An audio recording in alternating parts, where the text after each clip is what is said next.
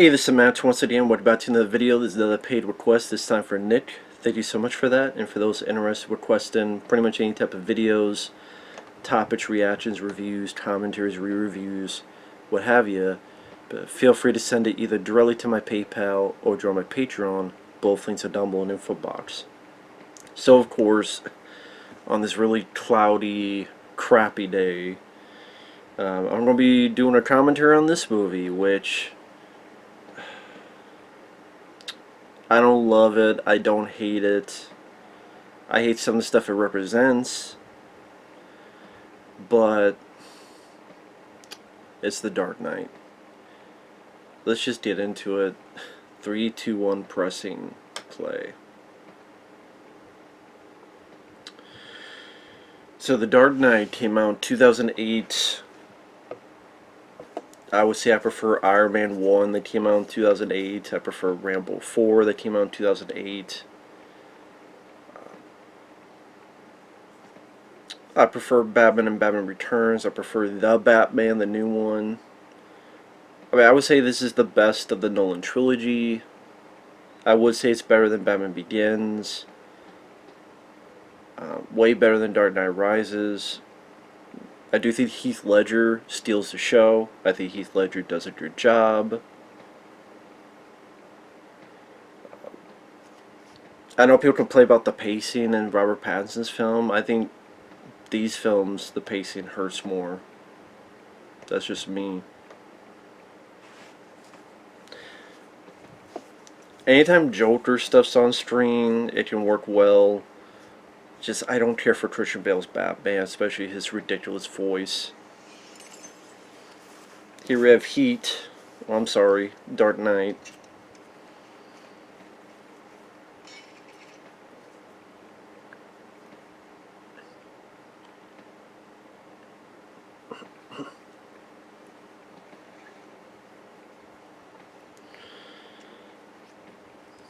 As we have this robbery set up.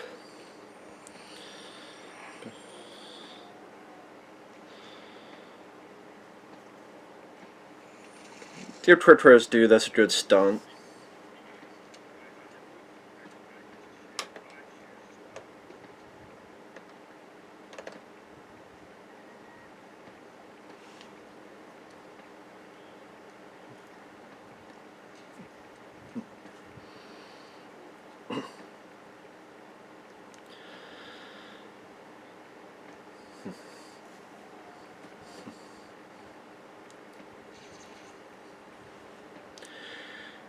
That guy with the glasses, that's William Fichtner. He would be in the Michael Bay produced Ninja Turtles movie, the first one, as they were going to make him the Shredder, and then they kind of switched these up a little bit.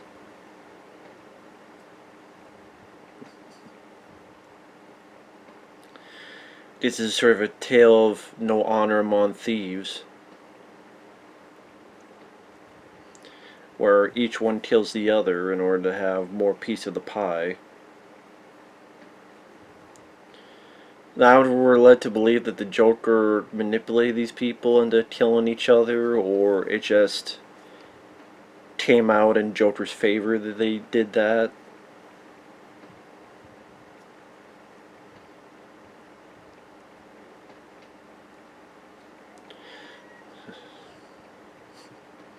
I don't have any info or trivia on the film. Yeah, that's William Fichtner.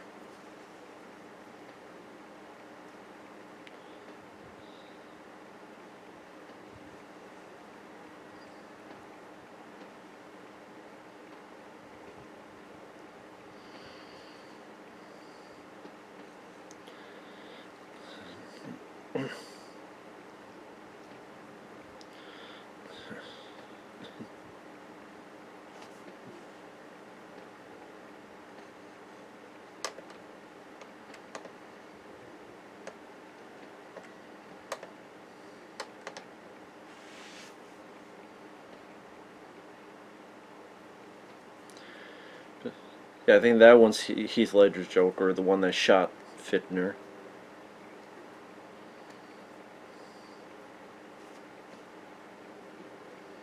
Oh, okay, he says, when he's done, take him out.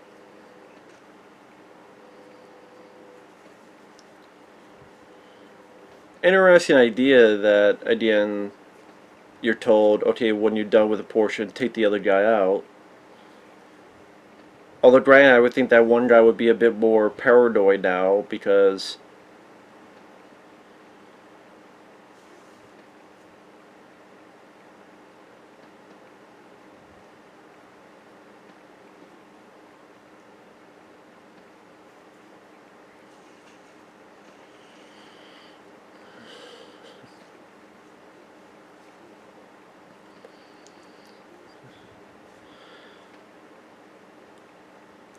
you would think the bus driver would immediately kill this guy or all this other stuff if you're told to kill the other person. Like, don't talk, just shoot and kill.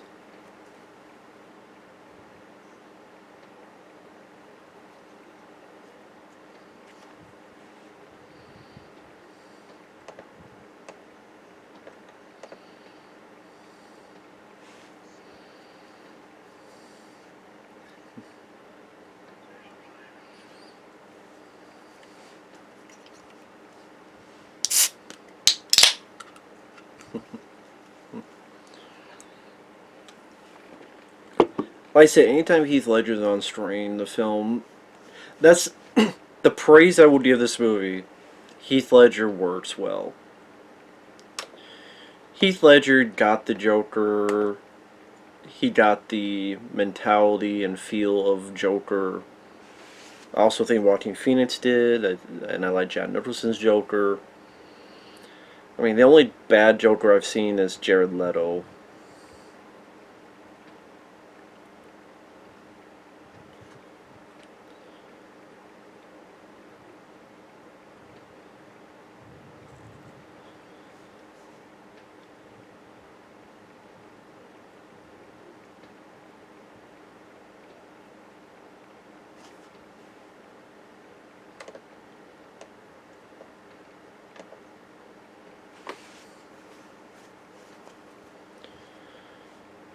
We got Anthony Michael Hall. I forgot he was in this as a reporter.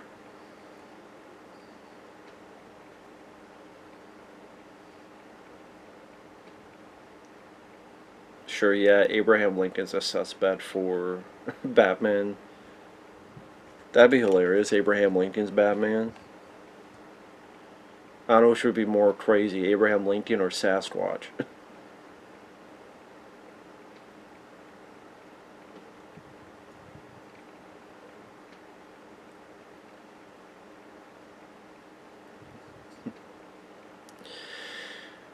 But I guess pretty much here we're going to tie up a loose end, which is Scarecrow at the beginning here.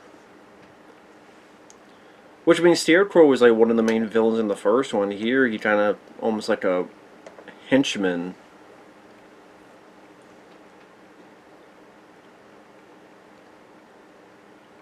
I think Scarecrow's in this opening scene. Yeah, it is.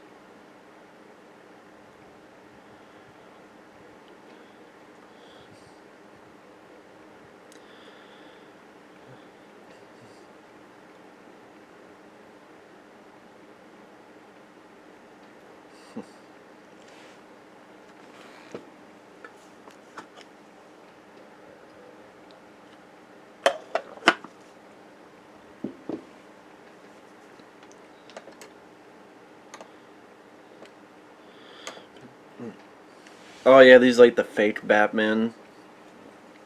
I forgot about that. The fake Batman.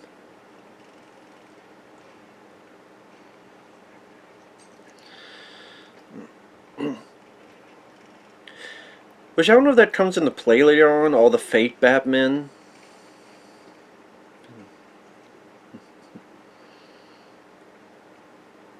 I think that's pretty much brought up here in the beginning, but I don't know if that's brought up later on. Like, if the Joker's like killing all some of these other fake Batmen or torturing these other fake Batmen.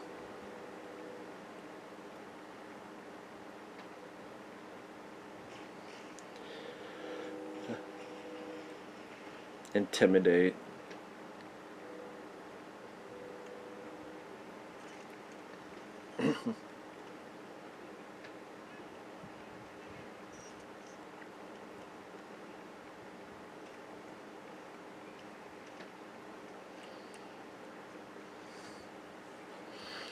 Fight scene was a little bit better than Batman Begins. At least you just see a little bit more of what's going on.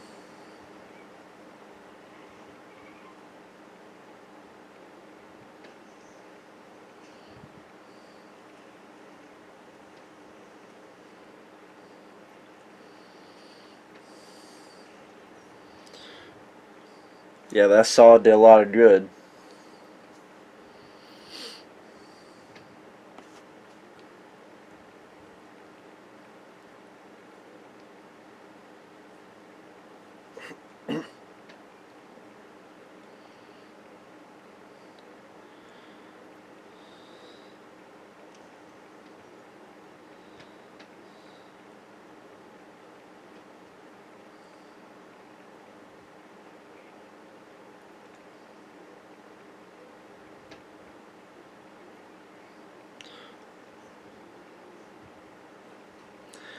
See, that fucking voice just ruins everything.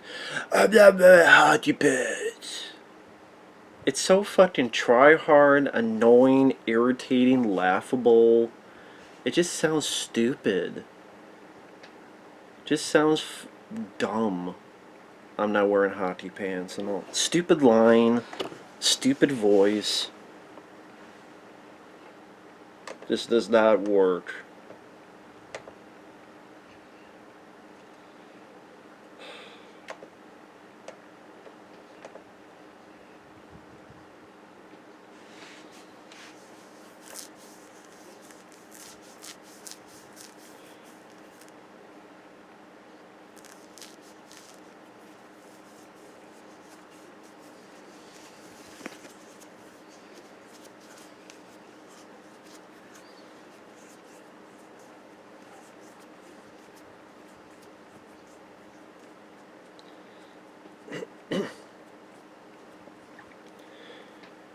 Again, don't mind Gary Oldman. I don't mind Michael Caine. I mean, he's got a good supporting cast.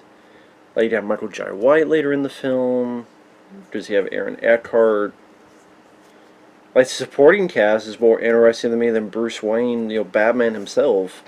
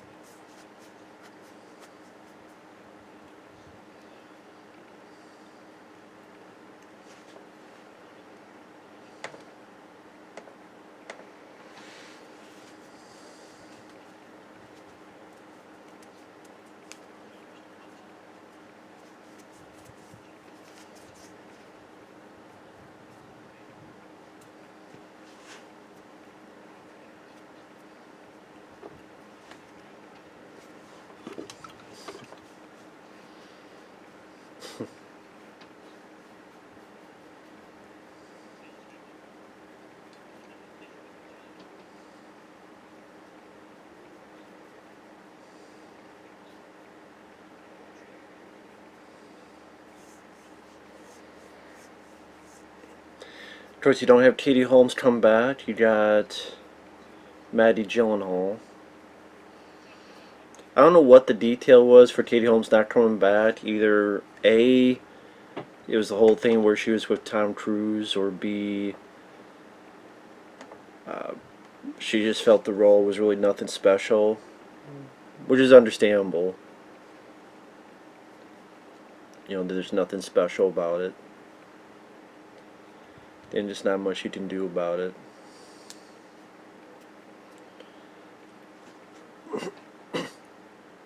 Eric Roberts, I forgot Eric Roberts was in this.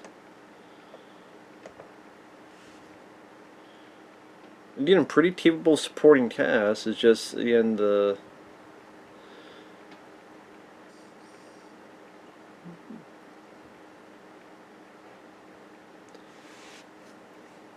I do think Katie Holmes was better than Maddie Gyllenhaal. Granted, I mean, there's not much for her to do, but I do think Katie Holmes was a bit better.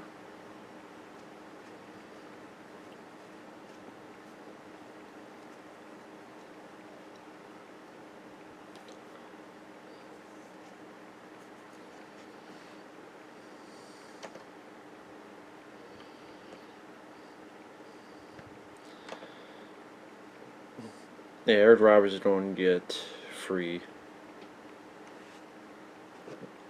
Yep.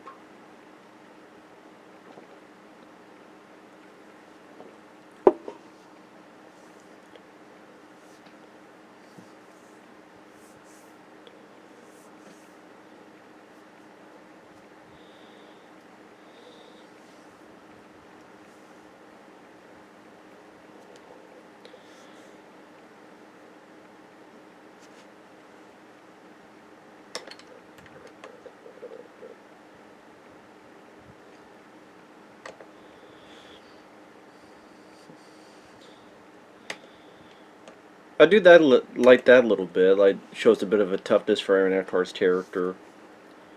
And Aaron Eckhart's not the problem. I like Aaron Eckhart. I loved him in this film called Battle of Los Angeles. He was good in this other film called Suspect Zero.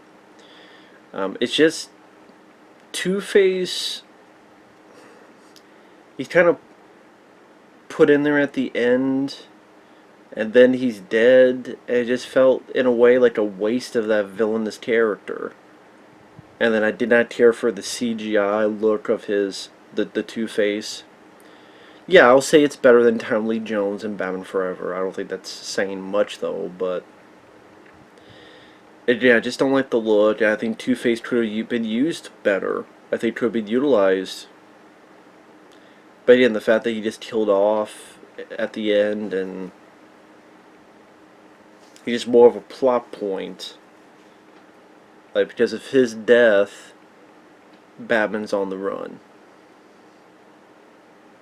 Like a means to an end for the plot to then go in between this one and the third one.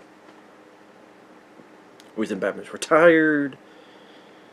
Then he comes back and you have this shitty stuff with Bane.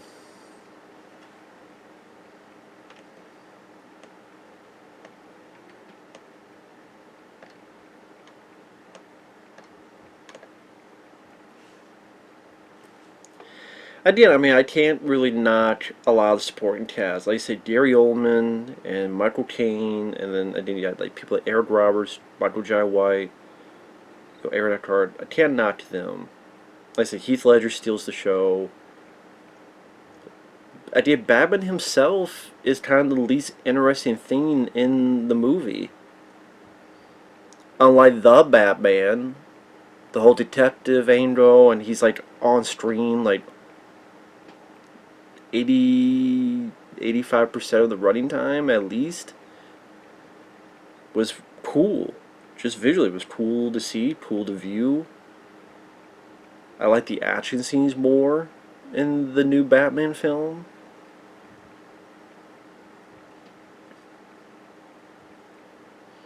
And then the detective angle made me deal with the running time more than this film.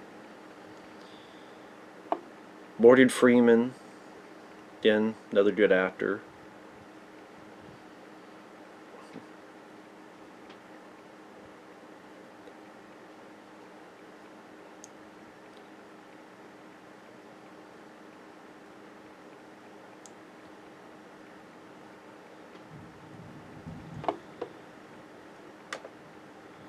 Numbers are solid, are you sure? Or you don't cry some more? Keep crying about those numbers, pal.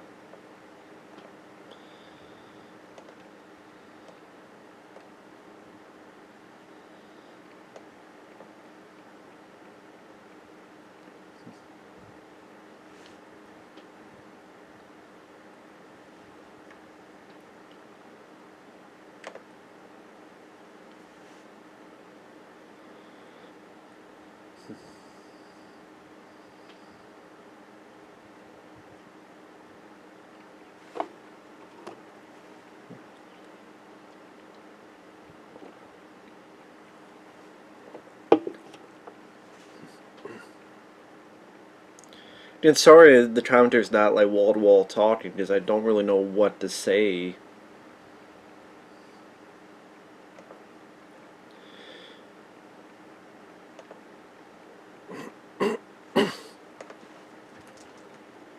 I want to see if I can find out, like, for example, if it says why Katie Holmes didn't come back.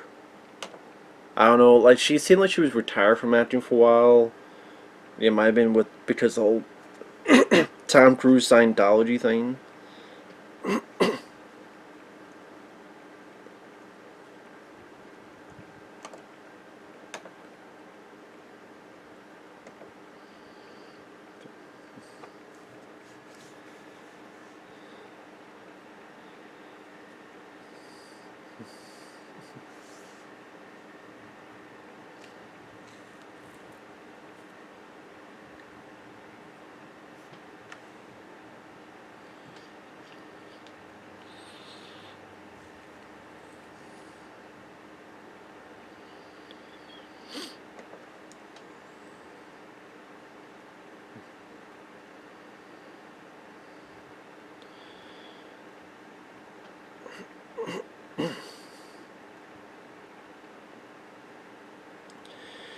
See, looking here,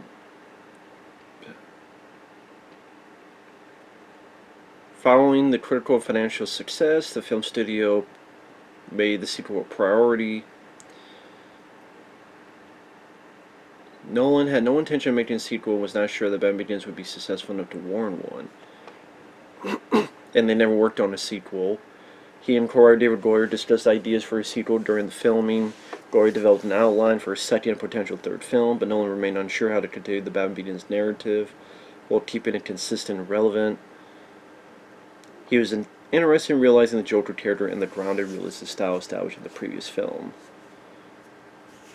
And then followed production of Nolan's The Prestige. Development began in earnest. They wanted to explore the theme of escalation and that Batman's extraordinary efforts against common crimes will lead to an opposing escalation by criminals, attracting the Joker, who wields terrorism as a weapon.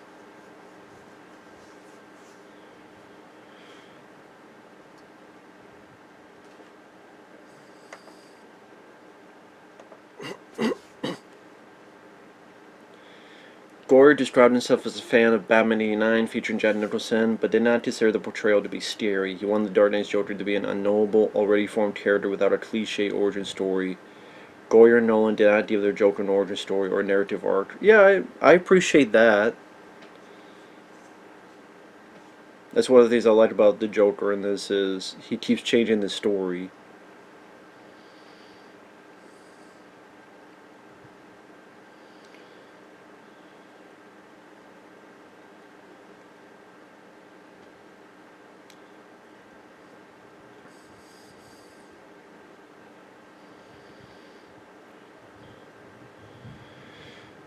Strip was also influenced by writer Frank Miller's seminal 1980s comic books and the limited series Batman the Long Halloween, which explores the relationship between Batman, Harvey Dent, and Commissioner Gordon. Dent was written as the Dark Knight's central character, serving as a tragic hero at the heart of the battle between Batman and the Joker.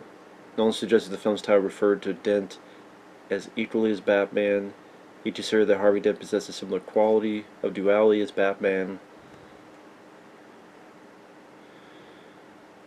The focus on Dent meant Bruce Wayne Batman was written to remain generally static as a character, not undergoing significant change.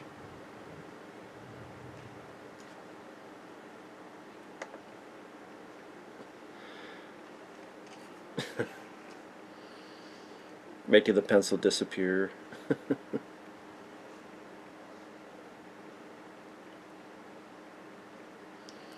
There's Michael Jai White there, standing up.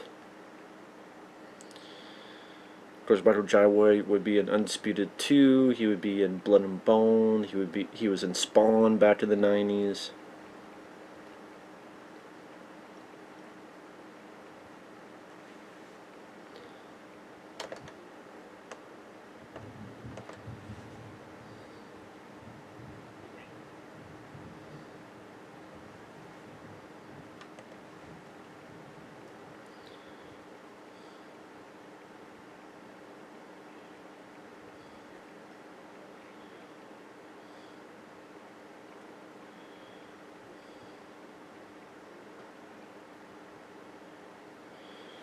Again, it's sad what happened with Heath Ledger, though.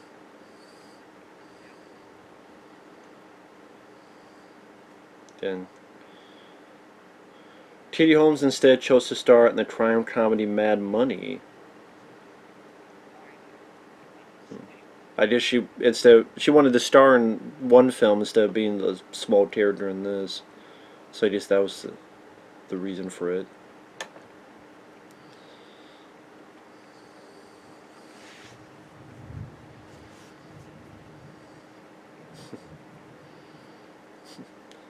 If you're good, so they'd never do it for free.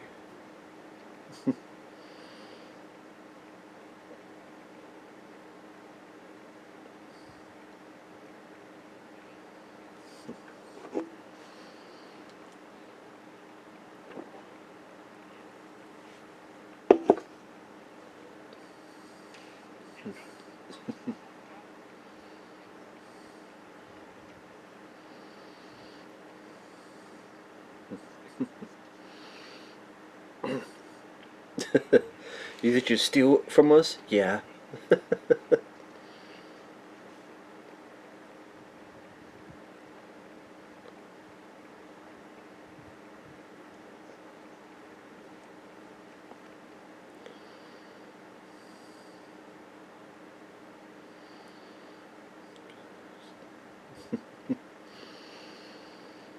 Again, like Heath Ledger just shines in each scene. Like that scene there, uh, people don't get mad at me. I think that's the first truly great scene in the movie.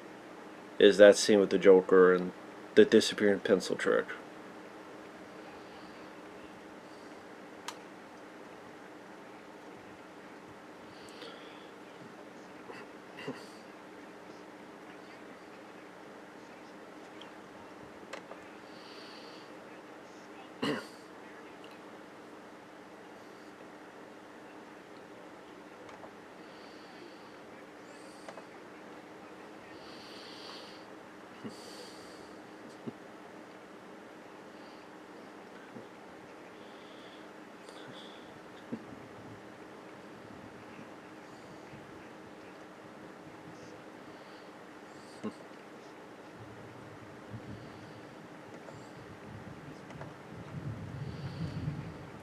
And if you're wondering that noise, it's because it's thundering and storming out.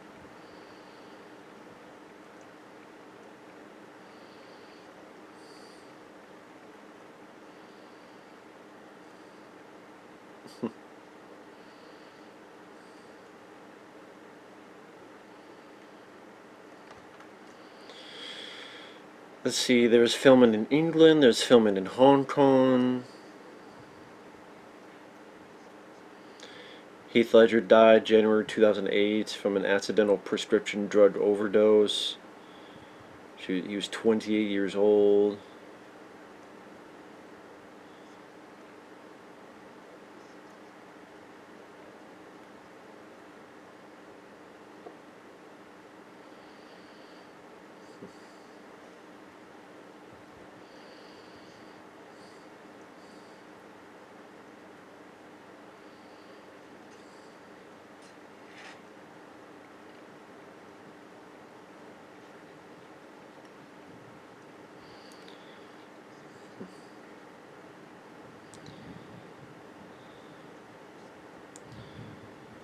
Let's see.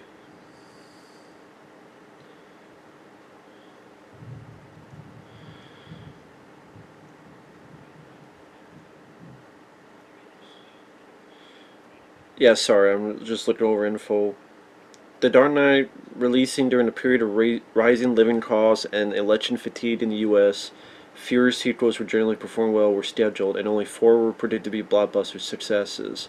The Dark Knight, Chronicles of Narnia, Prince Caspian, The Mummy, Tomb of the Dreaded Emperor, and Indiana Jones and the Kingdom Crystal Scroll.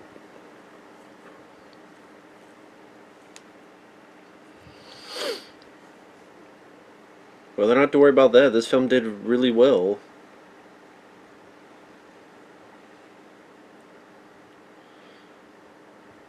The film had grossed $997 million worldwide by January 2009. Its reissue and the run to the Oscars made it cross $1 billion and ultimately earned over $1 billion. It was the first superhero film to gross over $1 billion, the highest grossing film of 2008, the fourth film to earn more than $1 billion, and the fourth highest grossing film of its time behind Pirates of the Caribbean, Dead Man's Chest, The Lord of the Rings: Return of the King, and Titanic. It has a 94% on Rotten Tomatoes. Dark, complex, and unforgettable, The Dark Knight succeeds not just as an entertaining comic book film, but as a richly thrilling crime saga.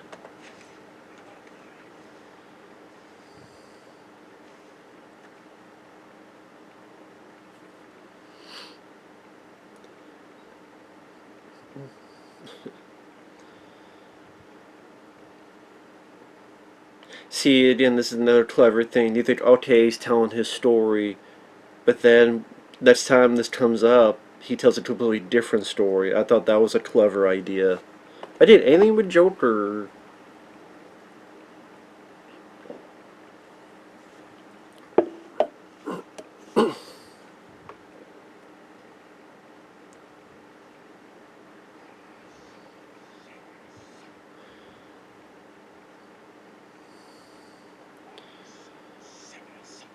Let's put a smile on that face.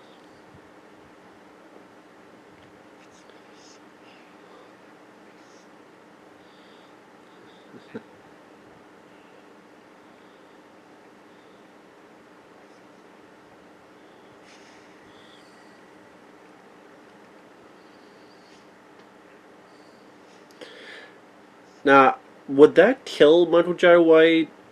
Like, did he do this and then Michael Jai White died? Or what?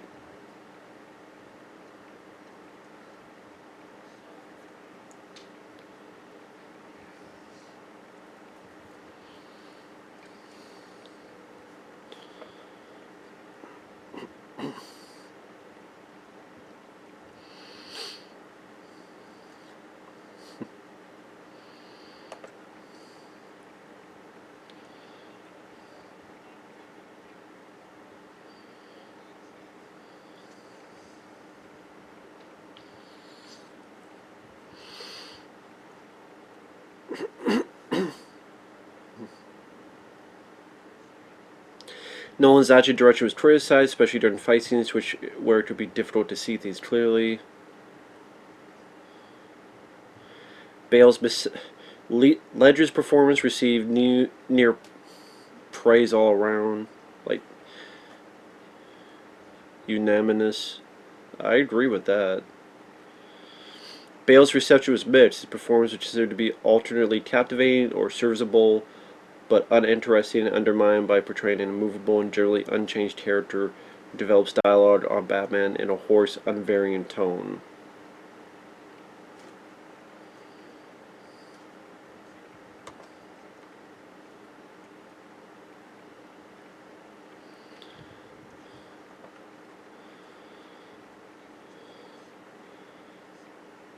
Despite the success, the lack of a Best Picture nomination was criticized and described as a snub by some publications.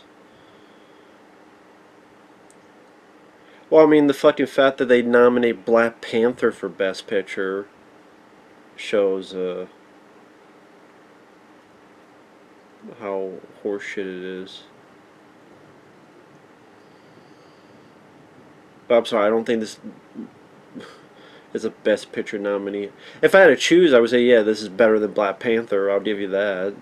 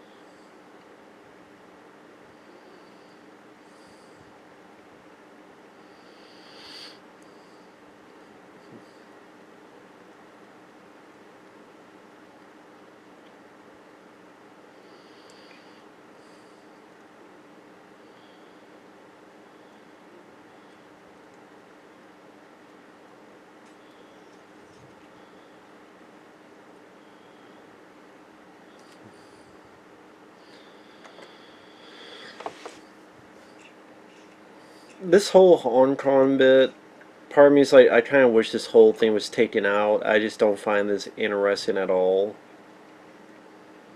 I didn't like. Part of me is like, just take this whole entire Hong Kong bit out. I mean, do you really need it? To me, it just isn't that exciting or interesting. That's just me, though. That's just me, though. I just they figure, it's about 30 some minutes in. You need to have a little bit of an action with Batman in it. But I just didn't find this scene really that interesting to me.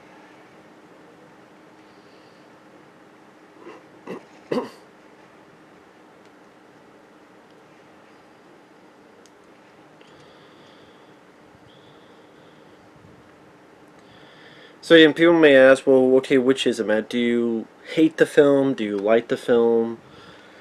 If I'm being honest, no, I would not say I hate the film. Again, it's just the unrelenting fandom basis of just, if you have any, any remote criticism of anything, you get some people that just are so absolutely gun-ho about it that you're labeled with death threats upon death threats just because of a damn movie. And I think it was when The Dark Knight Rises came out where I think before that I'm like, the Batman Begins, not really into it. Dark Knight, it's okay, like, but when I review The Dark Knight Rises, and I do think that's an awful film, the amount of hate and death threats and threats to my mom and all that, oh, you do this, do that, just really made me absolutely lukewarm on these movies. So it took, like, I'm not really a fan of The Batman Begins to, you know what, I think the film sucks. And I'm not a fan of Batman Begins. Dark Knight, you know, it's okay, but I never really care to rewatch it that much. Like, this is the first time I've seen this film in ages. Like, this whole scene I don't give a rat's ass about. The fight scenes didn't have a lot of energy, and I don't think the fight scenes had any energy to them. Like, that whole scene was just a blasé, in one ear, out the other sequence for me. And I'll forget it, by the end of this damn movie.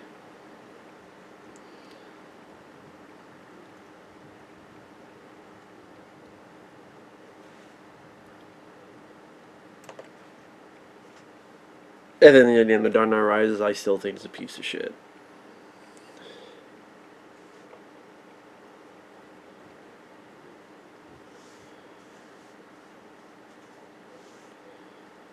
And also, I mean, this is also a film that just inspired a lot of other films, and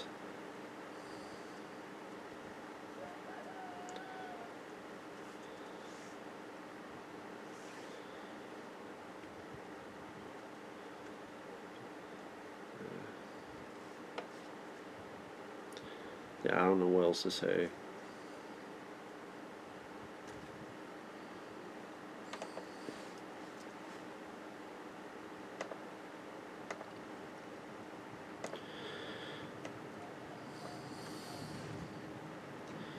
But again, I apologize to Nick. It's just, again, I don't really know what to say. That's kind of thing when he mentioned this to do a commentary. I'm like, I'll try, but I don't really know what to say, a lot to talk about.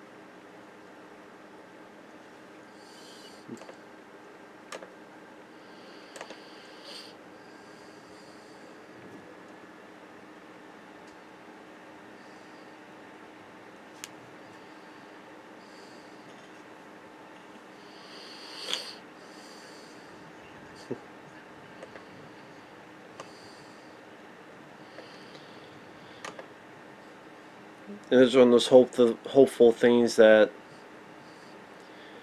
you know, this screwed up a lot of the mob, and then the Joker, just that chaos that disrupts the whole system. Like they was saying at the end of the previous film, is that, you know, people like Batman are gonna rise up. There's gonna be different kind of criminals rise up as well.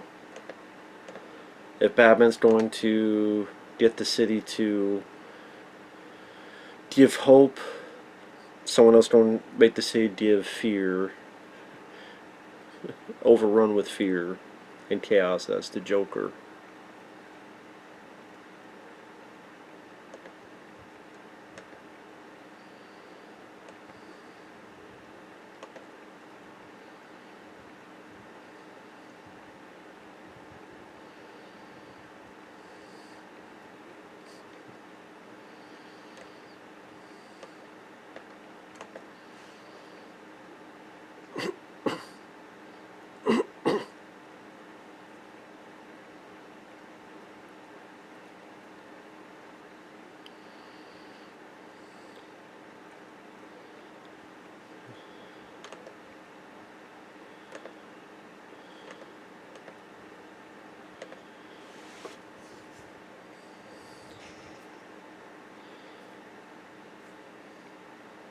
Yeah, as the guy says there, if they get anything on you, those criminals are free. Which is why one of the many reasons why Batman takes the fall at the end of the film.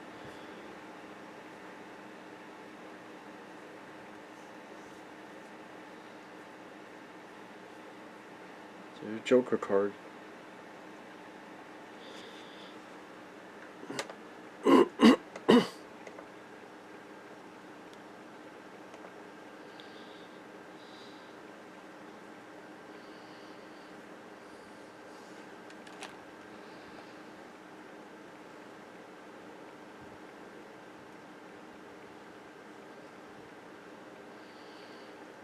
Oh, there you go. Okay. I forgot about this scene. So yeah, they did bring that back. This fake Batman thing. Okay. Shows how long how much I remember this movie.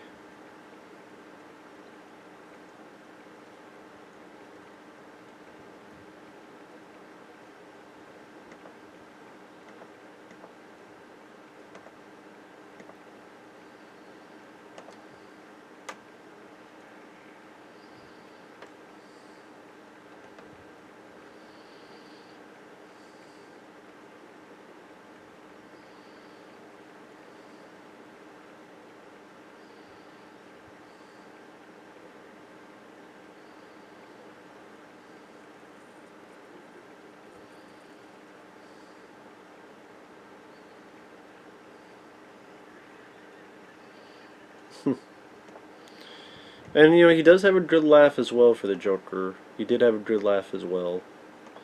Damn, rest in peace, Heath Ledger. I mean, he knocked out of the park. He's the...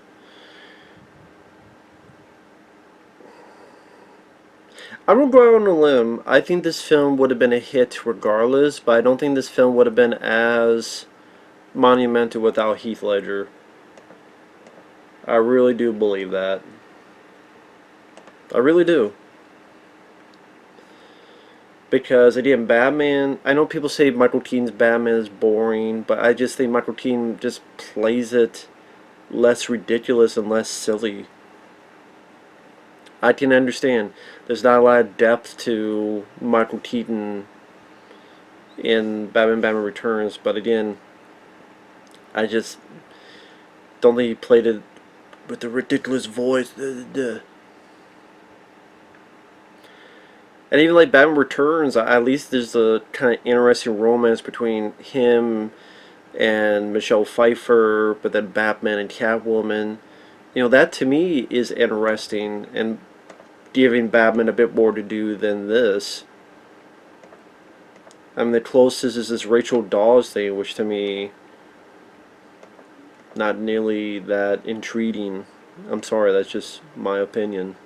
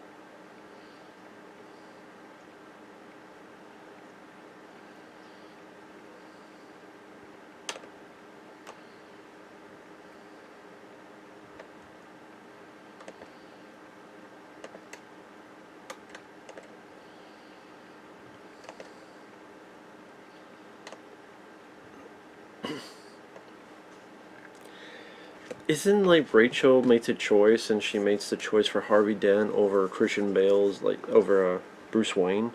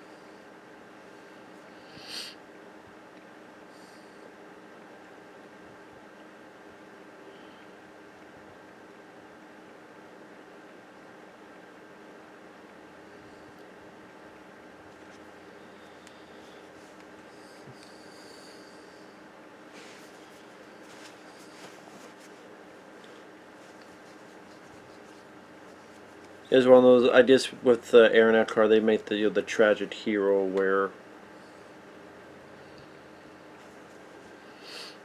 Oh, isn't that like poison? That alcohol?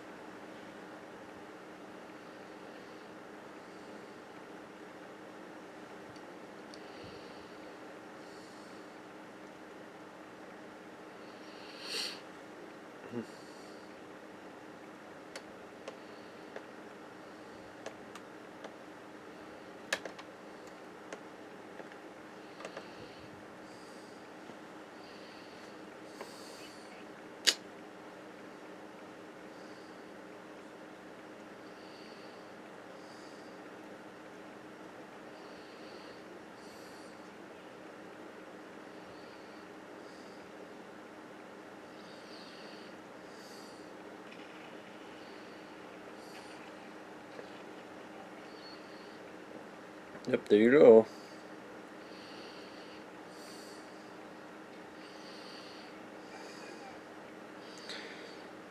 Joker knows how to plan ahead.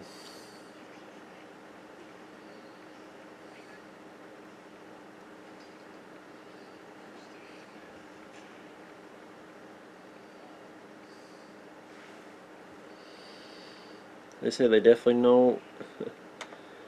Again, talk about a man who plans ahead.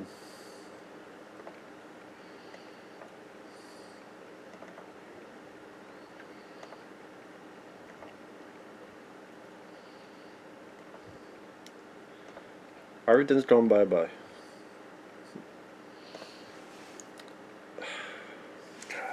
I apologize that this is going to be a boring commentary. But like I said, like when I really think about it, I don't really have much to say about The Dark Knight. That's the thing. It's just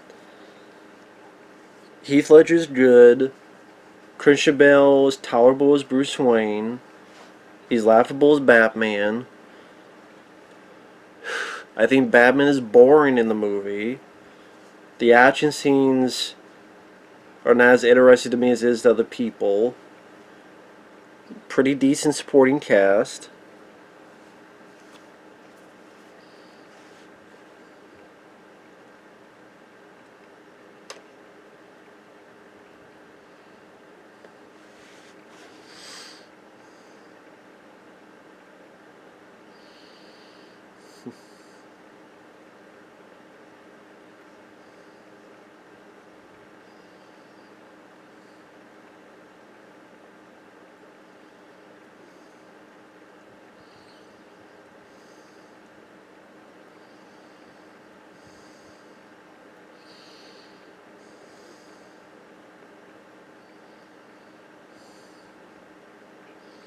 This movie tells a different story.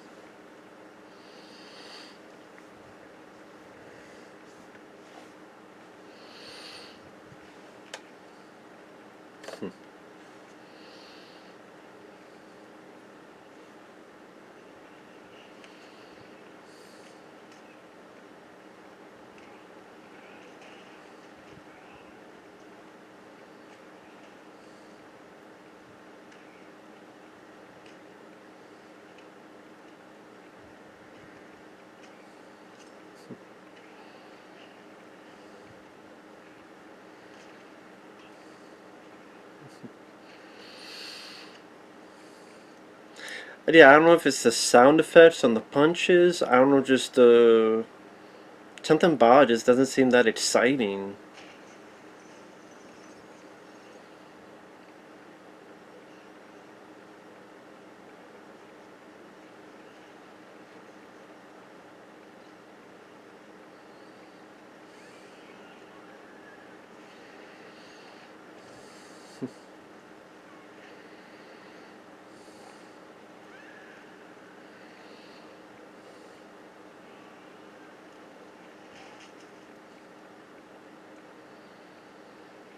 I still don't see how she didn't break anything from that fall.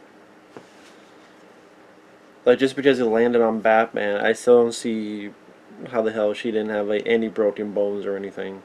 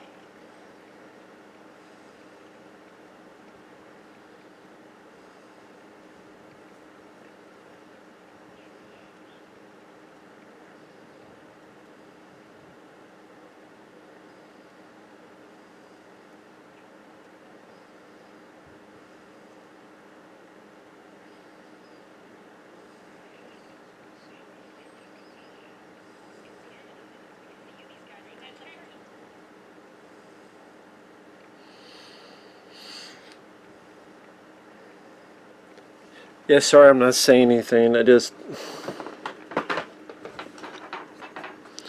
I said, I don't really know what to say. I know it's like hour in, I'm kind of burned out.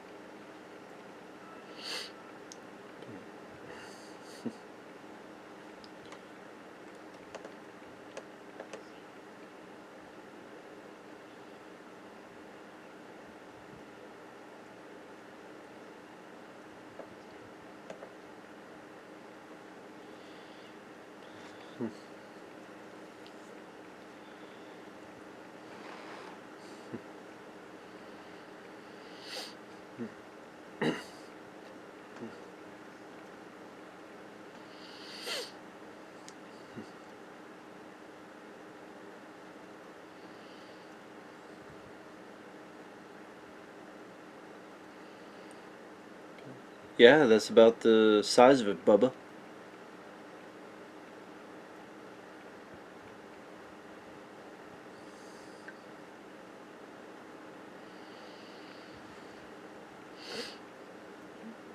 Yeah, why not? He doesn't kill people. I just put out Bruce Wayne's Batman. Here's some clues. All I have to do is say it, or if you do something to me, I could just let the news out and then boom. How many people are going to try to go after you?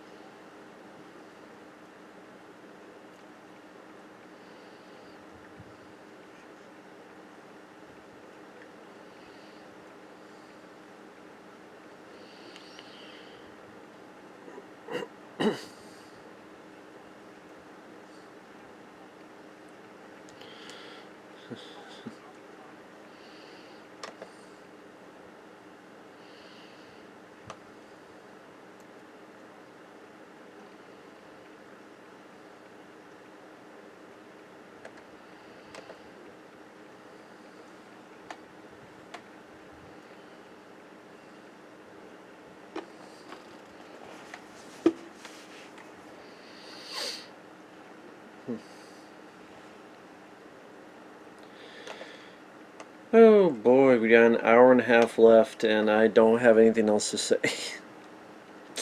Wow, this is something.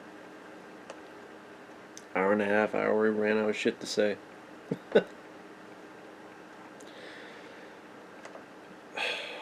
I mean, it's not badly filmed. Like I said, the voice acting, it's not a video game. Supporting cast I keep mentioning. I don't even know what there is to talk about. I mean, it's crime drama.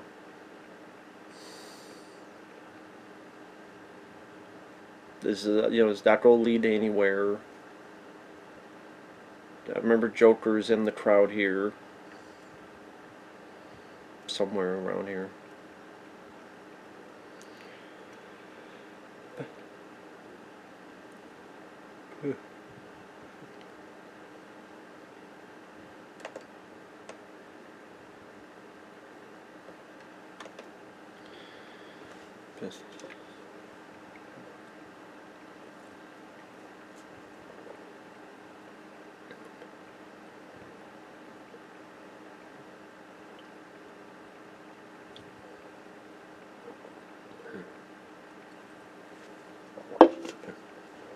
Why would these people be left alive, though? Just that timer means there'll be a bomb.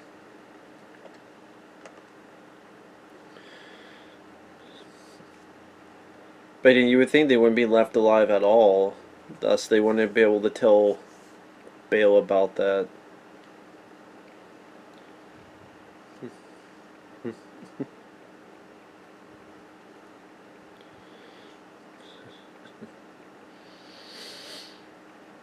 So just as that's a plan in case Batman was there, they'd shoot at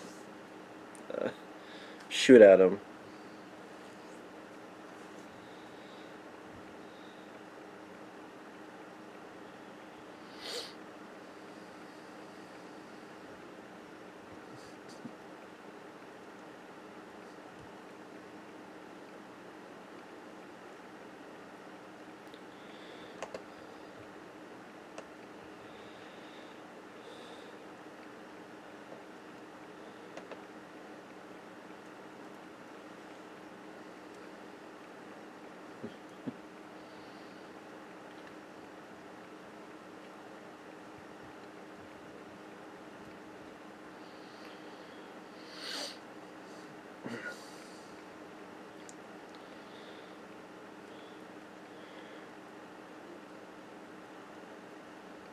I usually say this kind of shows a bit more of another side of Aaron Eckhart's character was going to come up, just to show that he got a little bit of a darker side of him for later on when Two-Face persona more so appears.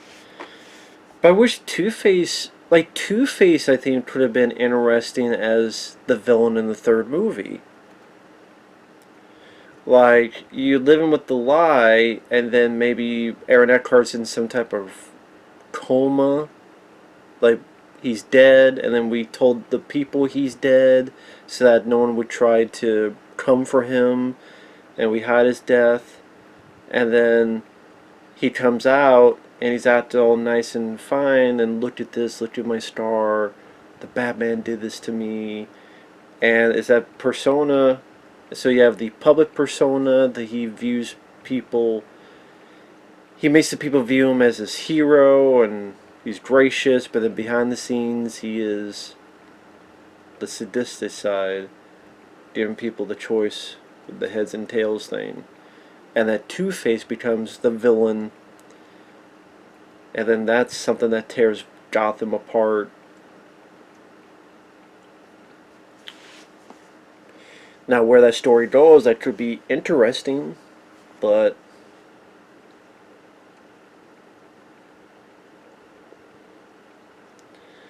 it just doesn't. They decided to go with Bane.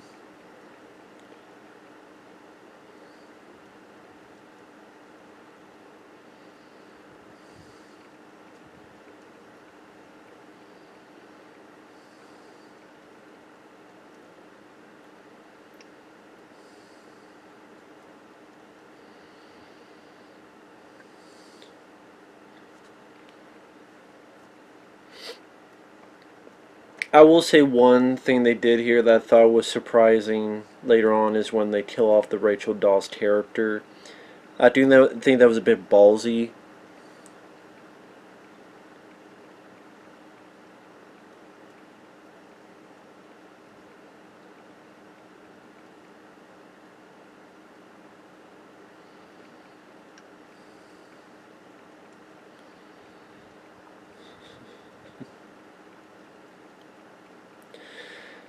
Like that fight scene that happened, I thought that was really poorly done. Could barely tell what the hell was going on.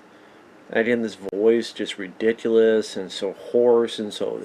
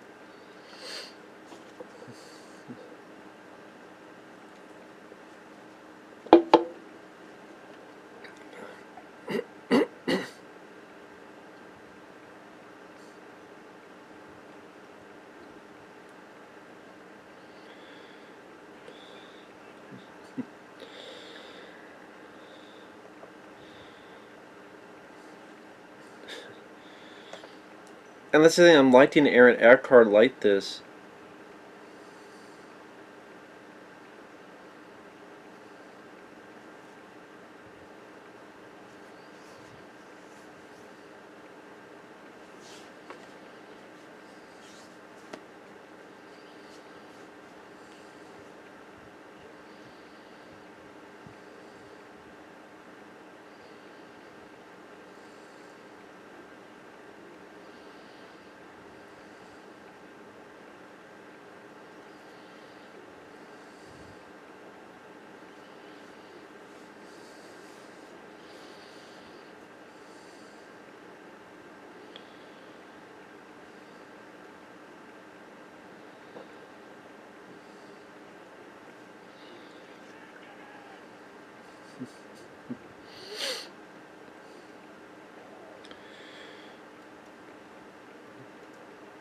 So yeah, the potential is that Bale's going to show himself to the city and leave the work for uh,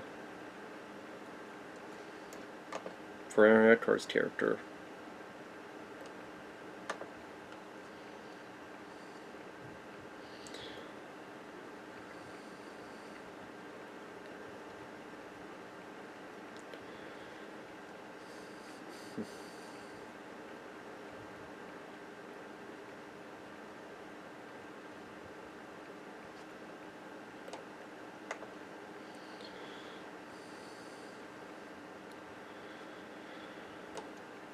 I'm trying to look it up to see if anyone else feels the film is overrated. So that's kind of, if you hear me typing, that's what I'm doing. I'm just curiosity. Because the thing is, with anything, you don't want to give a dissenting opinion. And hey, I mean, that happens all the time. I mean, one guy on a stream said he saw Speed for the first time. He thought it was meh. And I'm like, I don't agree. But in truthfulness, does the guy deserve to have that opinion? Yes. This is his honest opinion. People think different ways. People think in different absolutes.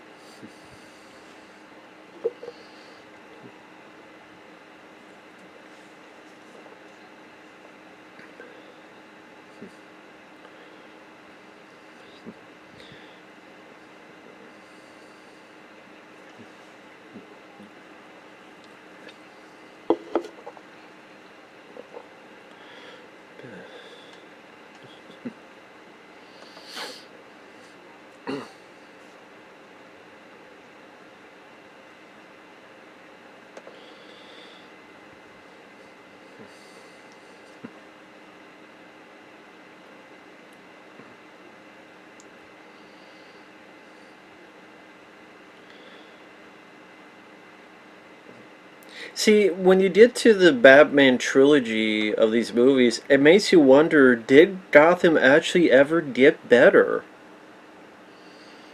Like, did Gotham actually ever get better? Which was the whole point of Bruce Wayne doing this.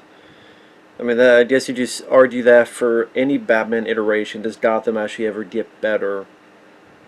But I guess with those other Batman stories, there's no actual end to it.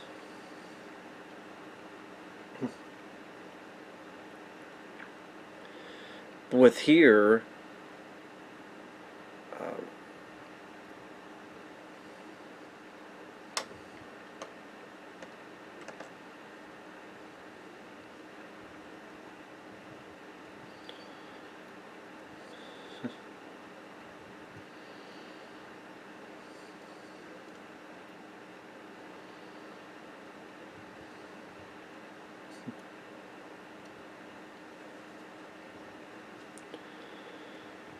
This Rachel Dawes character.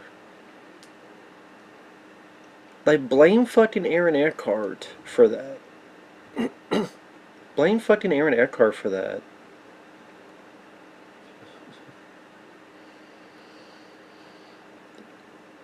Christian Bale's character didn't fucking choose that.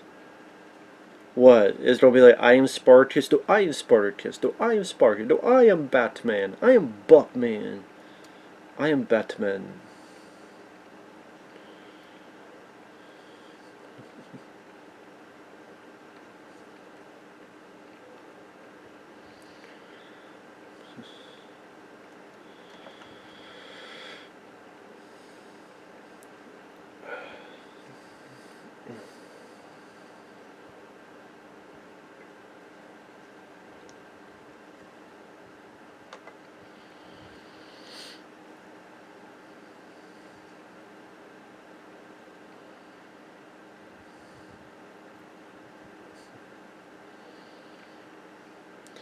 Again, like, this is why I think Two-Face should have been the villain in the third movie.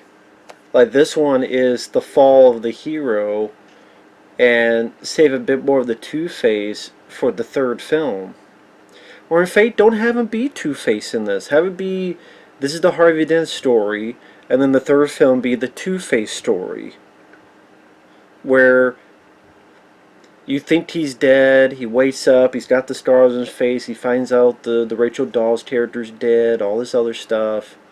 And just have the whole movie be about Two-Face and his descent into madness.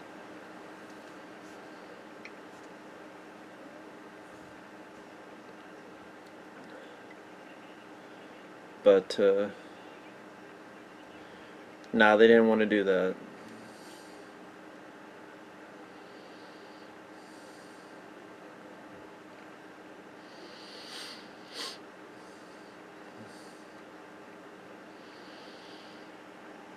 You don't think a fire truck on fire in the middle of the road is maybe called to turn back and go the other fucking way?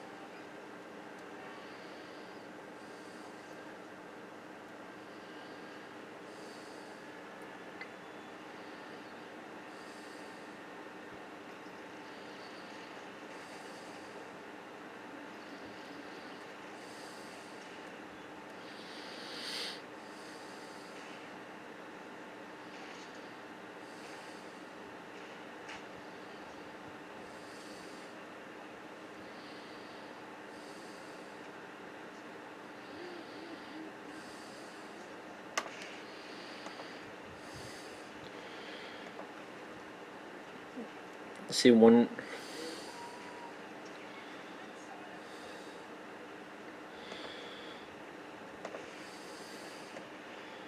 some good practical work here, to be fair, during this whole car chase scene.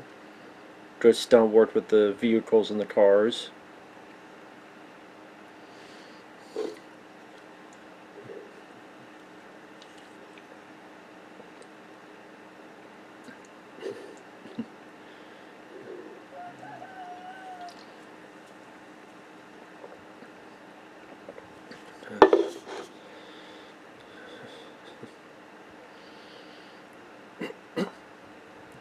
I always hate this Tumblr thing. I always thought it looked so goofy and so ridiculous. I mean, the Batmobile pretty much being this tank. I just never care for that. Never care for that aesthetic.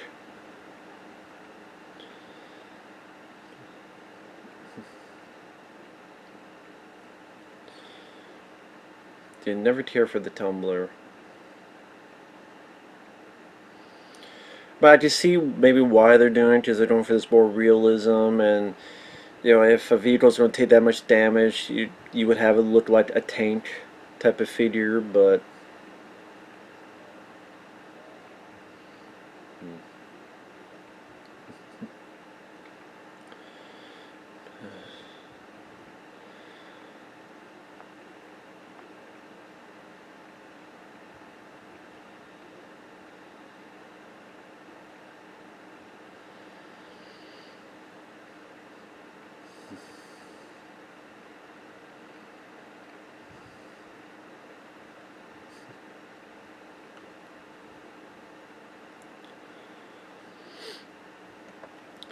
See, one person says it's overrated because Bale sucked as Batman. If the Tower Terror makes you laugh at how absurd he sounds every time he opens his mouth, you know there's something wrong. Matty Gyllenhaal. Performance was lousy. Dialogue. He's the hero Gotham deserves, but not the one it needs.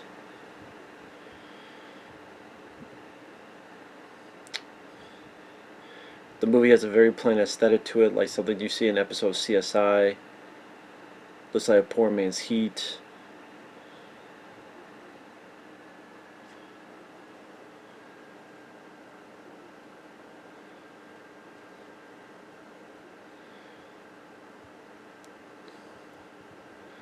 The insane amount of plot holes and ridiculous contrivances in the script the Joker's plan requires so many coincidences that begs belief, such as his phone bomb escape from the police station and kidnapping Dawes and Harvey and having Batman set up an elaborate plot.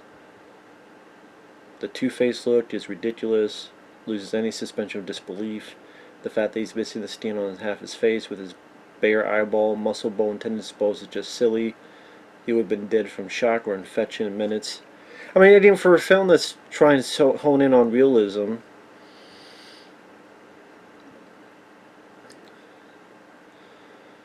the entire ending with Batman being blamed for the death of Dent makes no sense. The film is preachy and takes itself too seriously while at the same time being unintentionally campy and unimaginative as a crime story.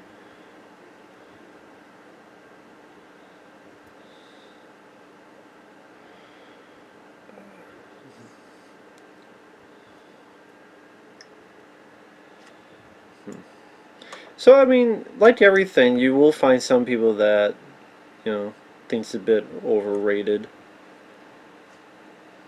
But again, I've said it every step of the way. Every movie has a fan, every movie has a non-fan, every movie could be looked down upon or praised to the 10th power. That's why everyone has a different opinion, because everyone's palate are different in various ways.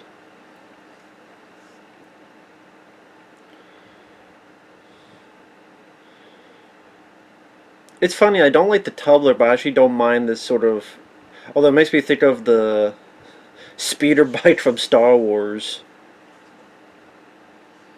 I don't know why, something about it just makes me think of the speeder bike in Star Wars. No, he didn't.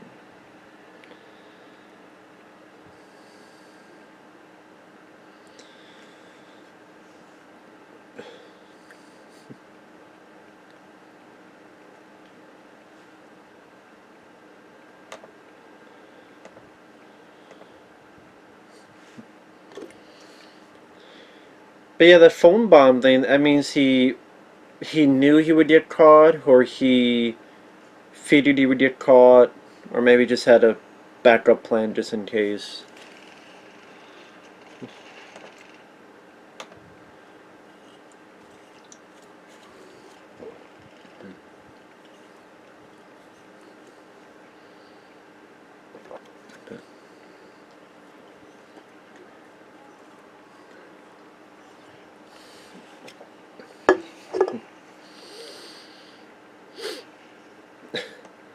I'm sorry, Christian Bale grunting, ah, was pretty damn funny. That was pretty damn hilarious. Ah! I gotta admit, that did make me laugh.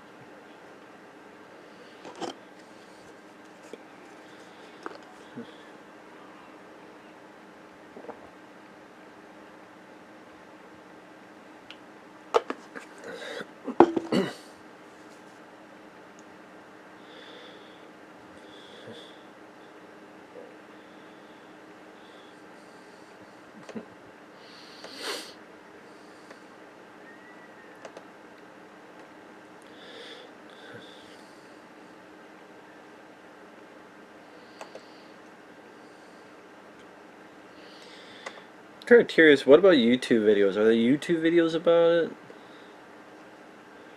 I'm just again. I apologize to Nick. This is a very boring commentary.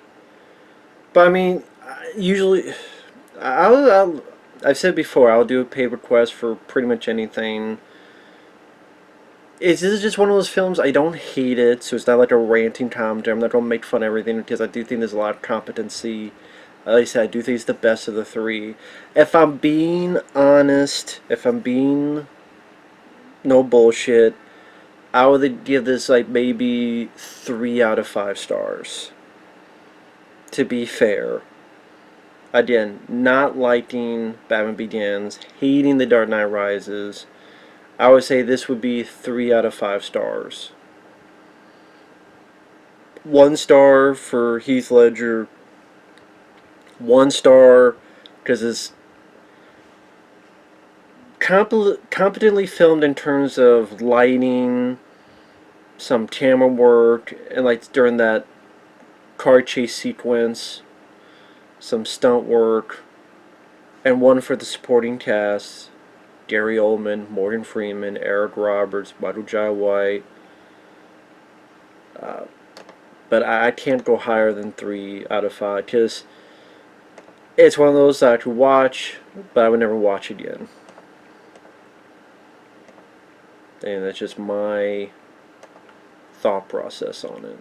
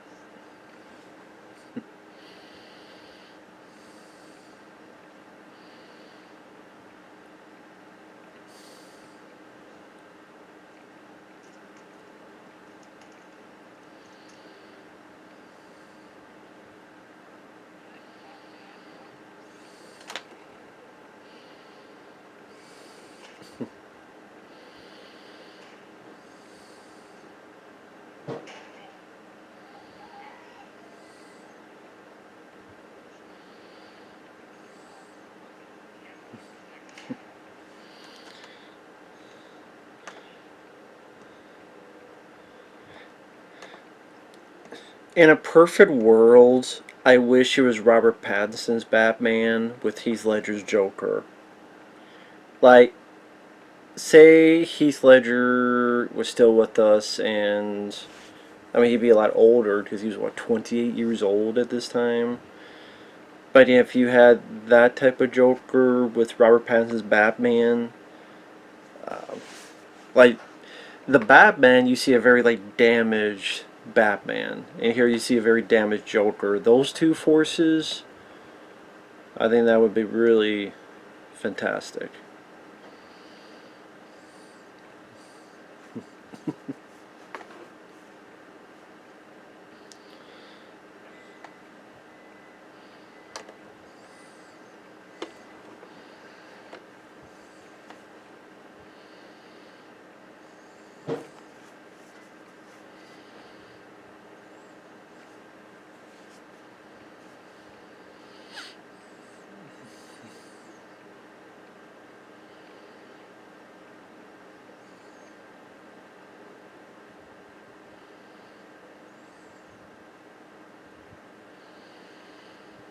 That's sort of the moral.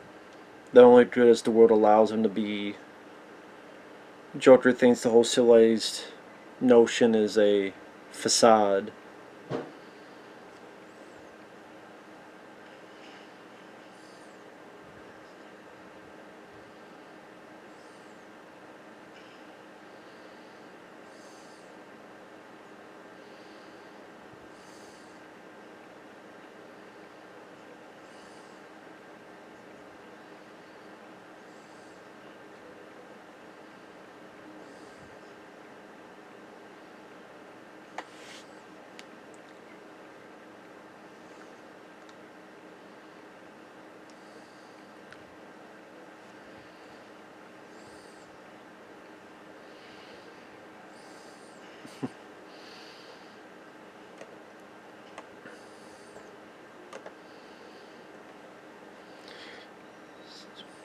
See, Joker is the type that doesn't care if he dies or not, so that's why there's really nothing Batman can do.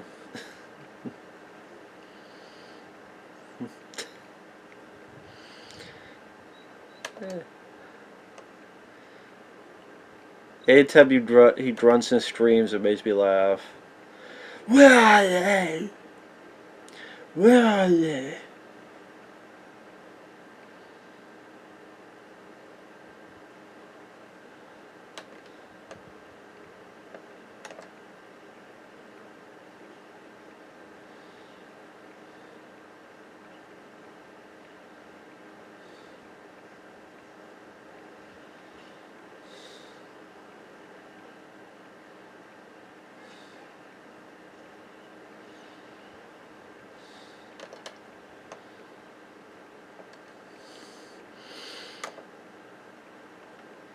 Oh yeah, and I think Joker lied and told him the reverse. Like this is where the girl's at, but then he's there with the Aaron Eckhart character.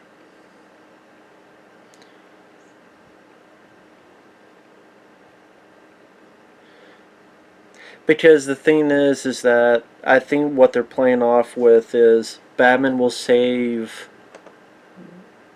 Oh, Batman's going to save the girl, but Harvey's going to get blown up, and then that's where he becomes Two-Face. It's like, well, yeah, that's how he becomes Two-Face, but again, I think people are surprised that the Maggie Gyllenhaal's character gets killed.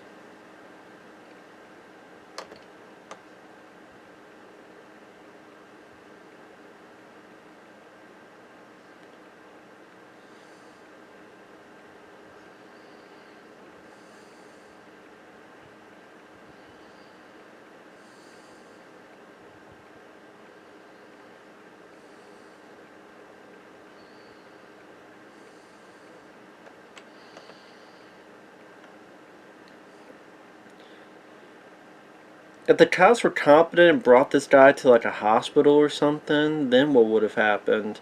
Wouldn't have blown up the damn station.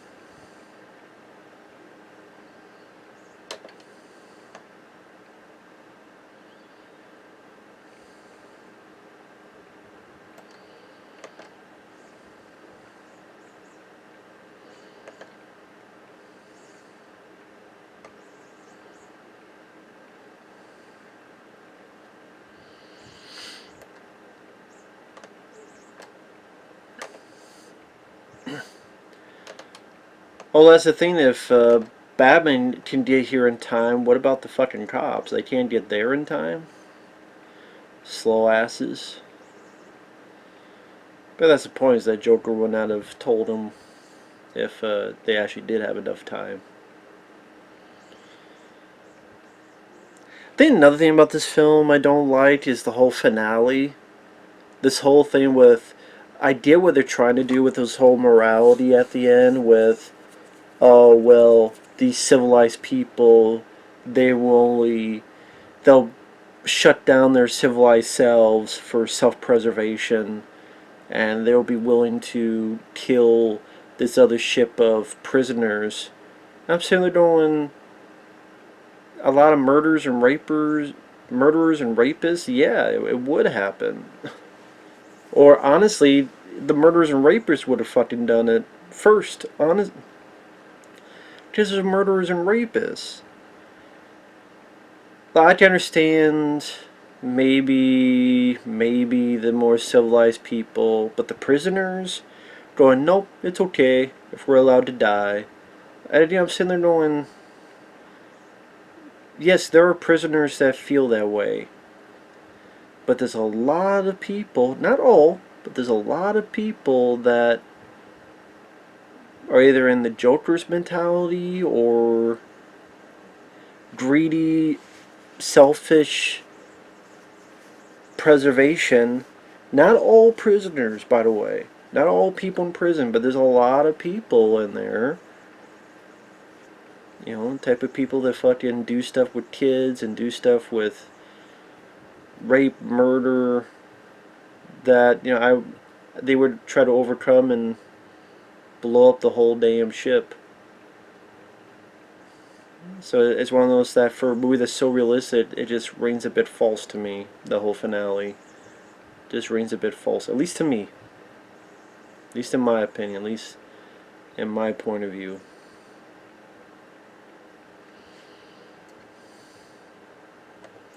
And you think Batman will save her, but that's not the case.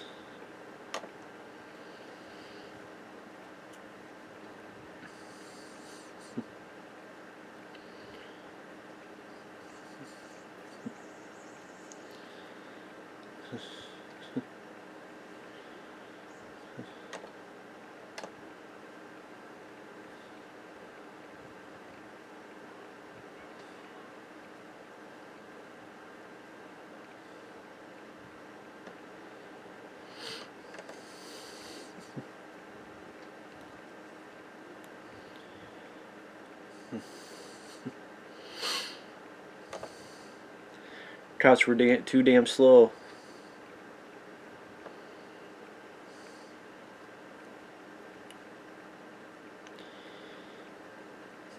And still burned them.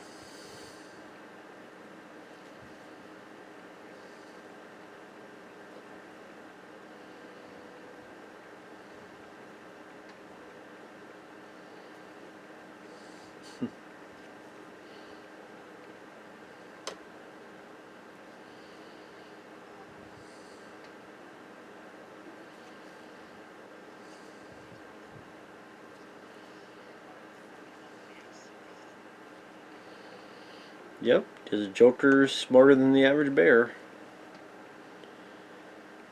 Big old set of chaos.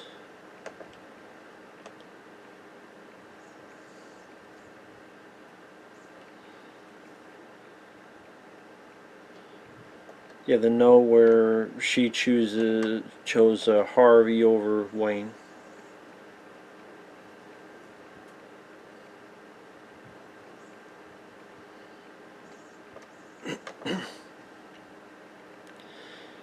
And I get it. If you're a big fan of Batman, like really into him, then this will, seeing a character like this done in such a serious, trying to be very deep level, I can understand why that would really appeal to you. I can perfectly understand that.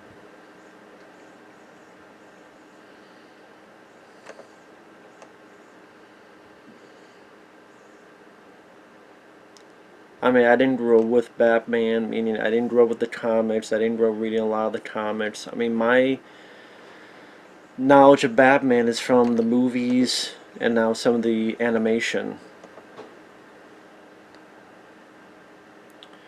You know, Batman animated series I've watched recently, Batman Beyond, and just growing up with the Batman movies, '89, Batman Returns. Uh,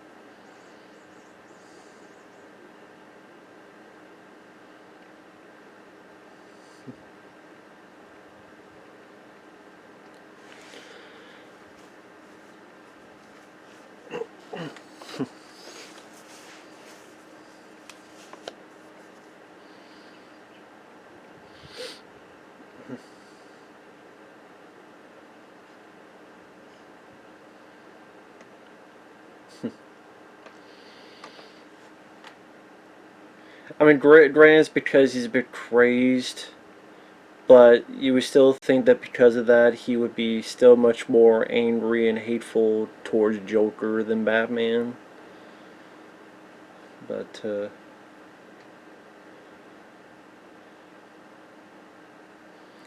because, I mean, Joker is the one that killed her more so than Batman did.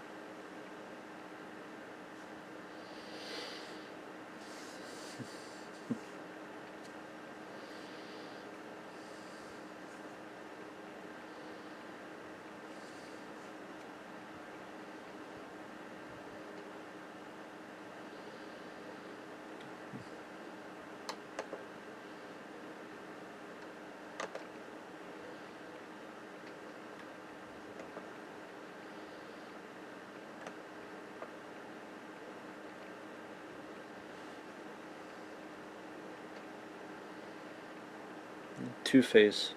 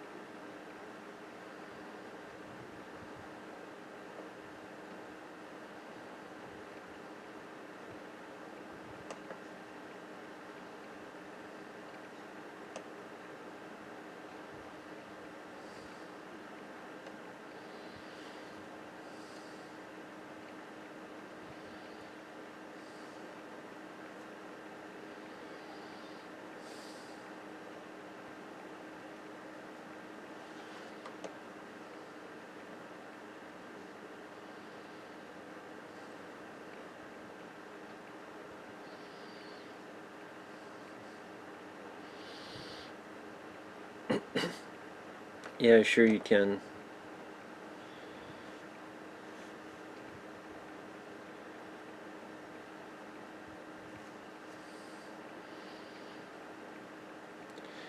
But I mean, it goes to show you here that it was never about the money.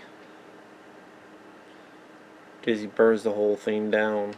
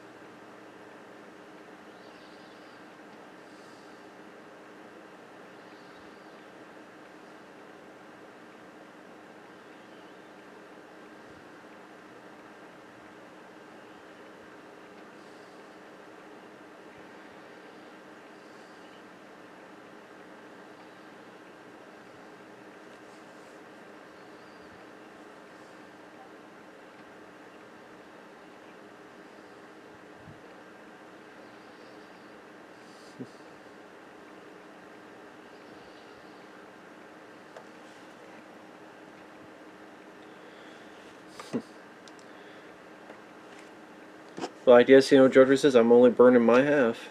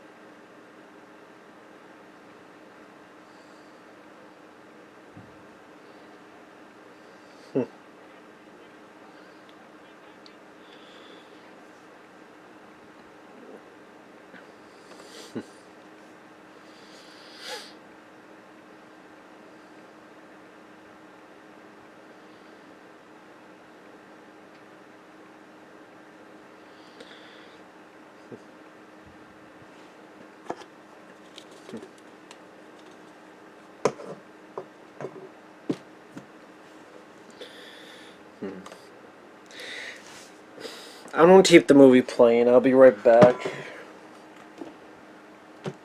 Apologize, folks. I'll be right back. I'm just gonna keep the movie playing to not mess with the timing of it.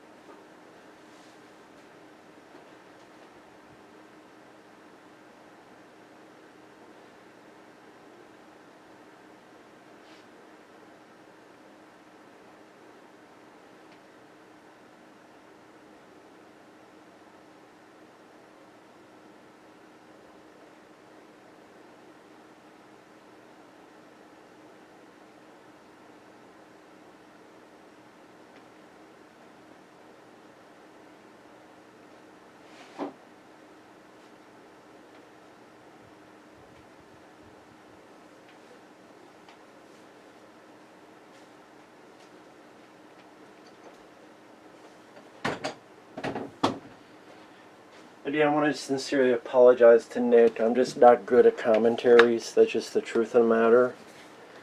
Especially again for movies that either I don't love, I don't hate. It's not ranting commentary.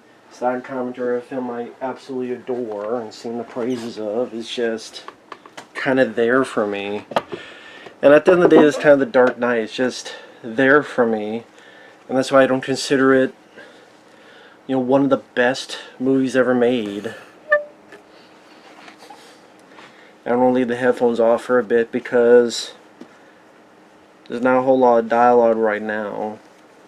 Pretty much this whole hospital sequence was again showcasing Joker's anarchy mentality.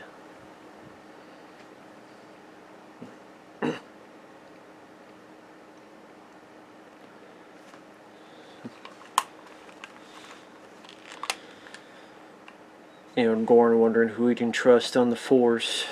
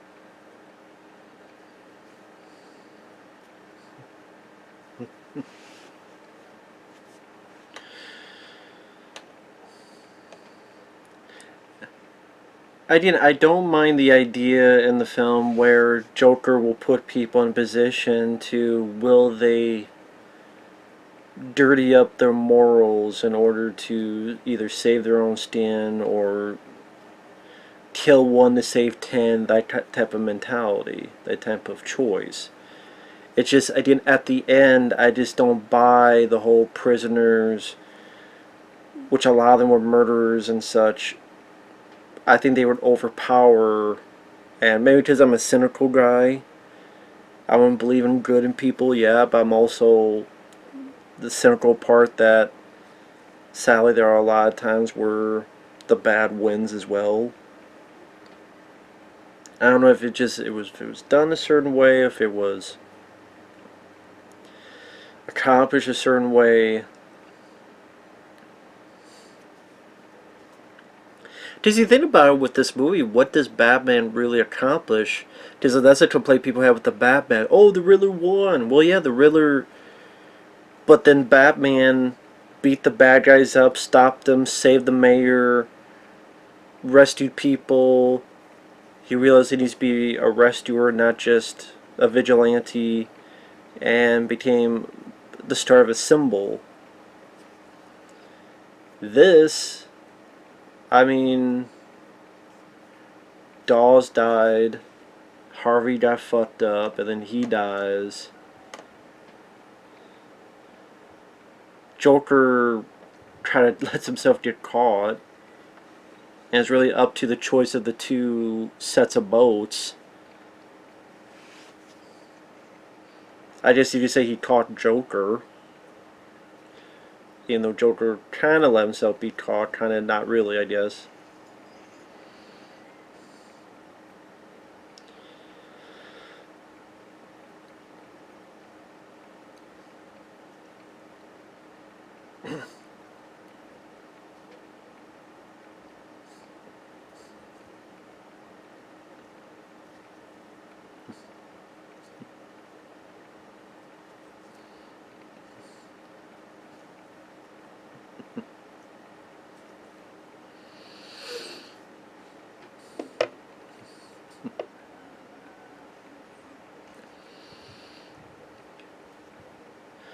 I gotta say, this is a pretty solid, shot. I mean, shots like this are pretty prevalent. Like, just to structure this hospital with your actor in the same frame. Lack of CG.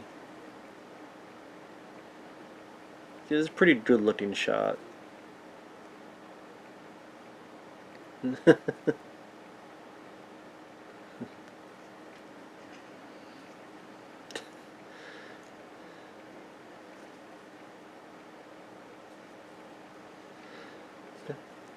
He just in the back of a school bus and no one notices? Or was that school bus a bunch of bad guys in it? Or did no one notices like this big clown makeup on this nurse's face?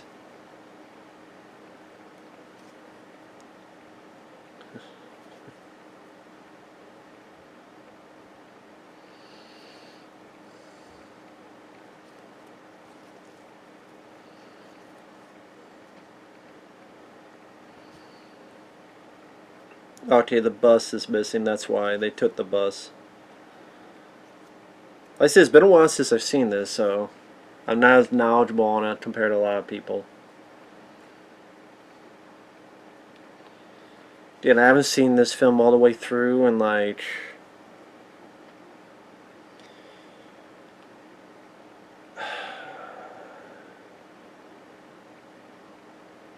maybe 10 years?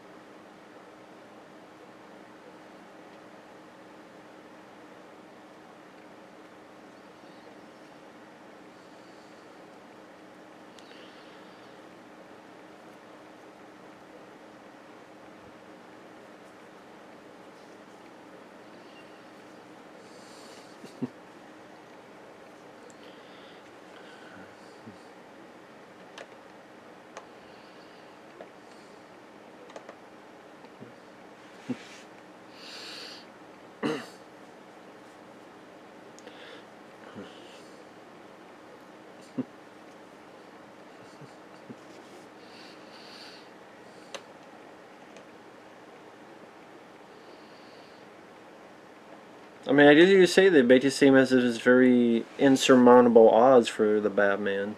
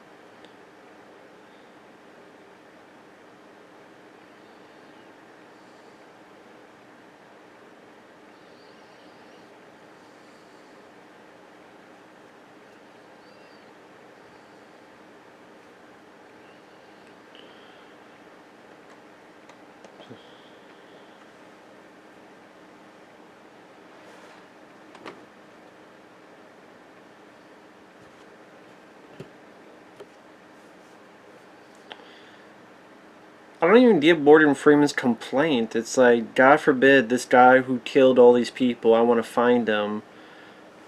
Oh, so you eavesdrop on people. Like, for fuck's sake. Like, if it catches some murderers, fine, eavesdrop. Well, listen to people either jerking off on phone sex or out talking about their fucking puppies need to go to the vet or some shit. Whoop-de fucking do. If it saves lives like that. In this fashion, trying to find someone like the Joker. It's one thing, I'm gonna use it to find a pickpocket. I mean, for fuck's sake.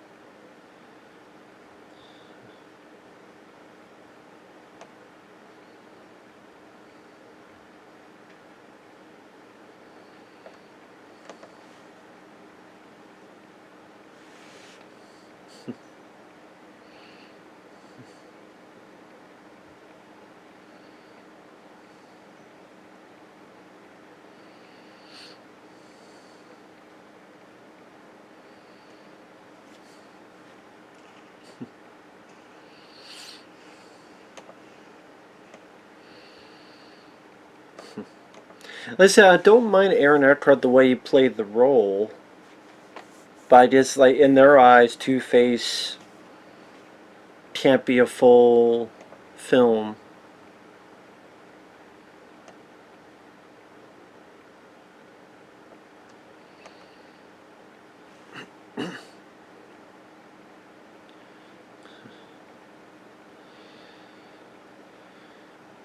Ship full of people and then a ship full of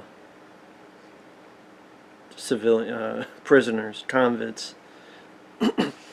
Maybe because also in a way I think Joker is right and Batman is wrong. I mean, I hate to say it, that cynical part of it. What's the phrase? Person is smart, people are. What's that phrase in Men in Black?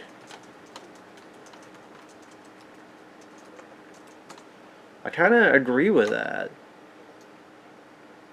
And that's not all people, that's not every group of people, but that does happen I mean, people can get together in terms of disaster, come together and think about the greater good, and that's what we hope to achieve, but at the same time,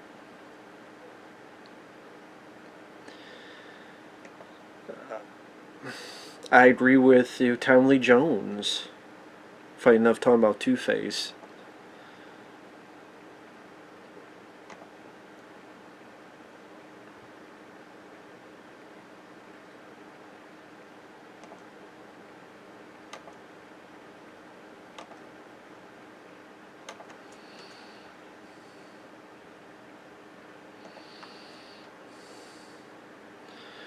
Person is smart, people are dumb, panty, dangerous animals, and you know it. And I mean,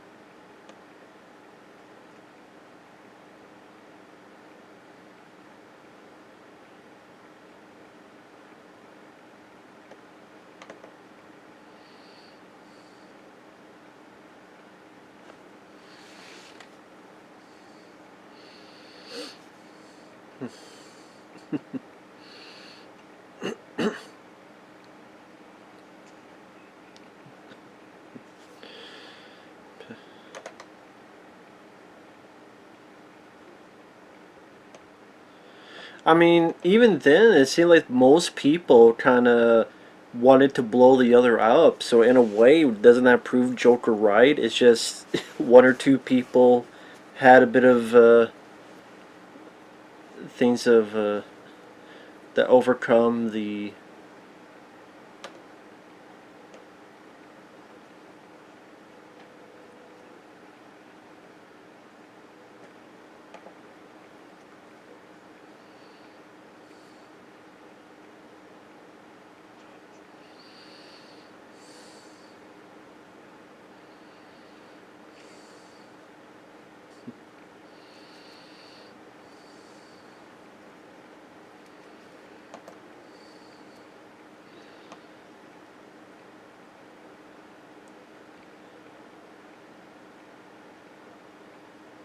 Yeah, I guess you say at least he rescues these hostages and gets the Joker. So I guess you say he does accomplish something.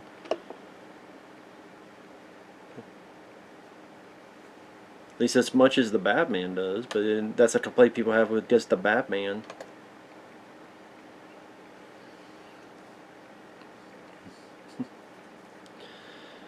Why you need to vote on paper? Just raise your hands.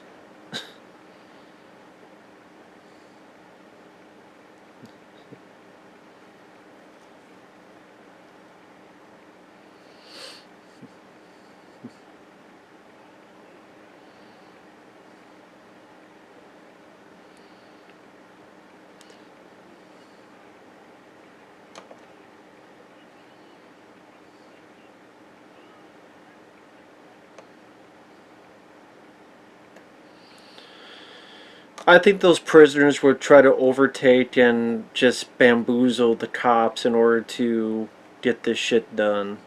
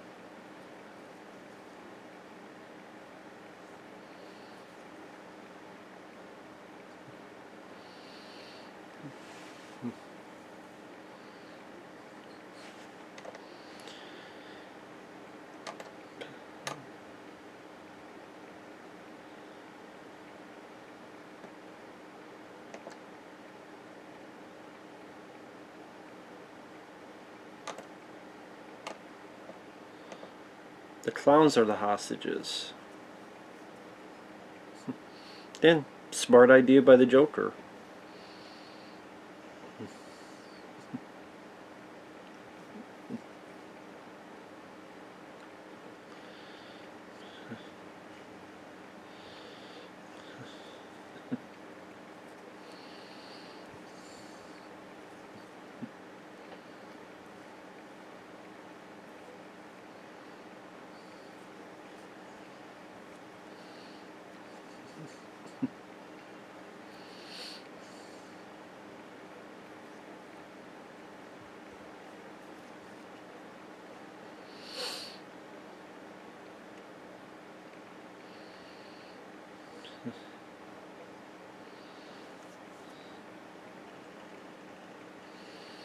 Again, there's another action sequence that just. I get the idea behind it. I don't mind the idea behind it, but just, I don't know, just the way.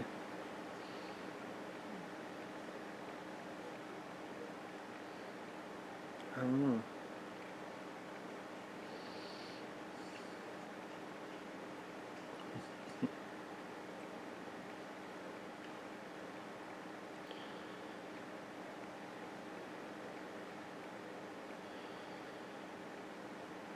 396 for 140 no.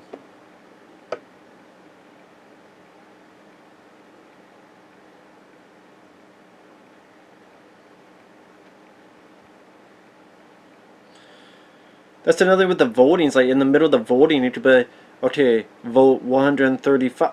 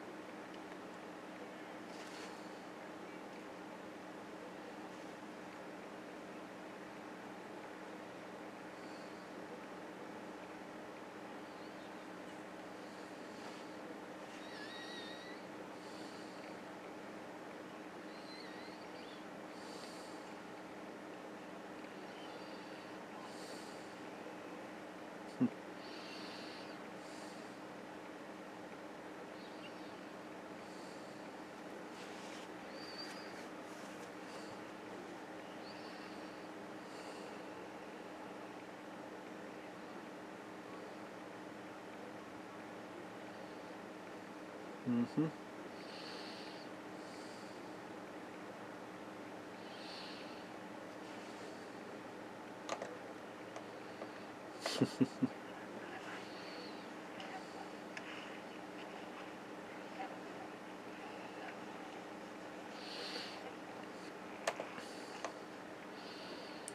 Should have had something to just knock out the dog just in case. Some kind of tranquilizer thing. Surprised Batman didn't think about that, having some tranquilizer type of thing.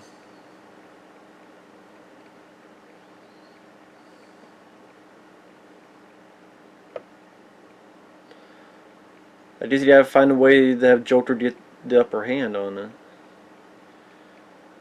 Tiny Lister Jr. may rest in peace. Zeus. Sally Tiny Lister Jr. has passed away. Deeble from Friday.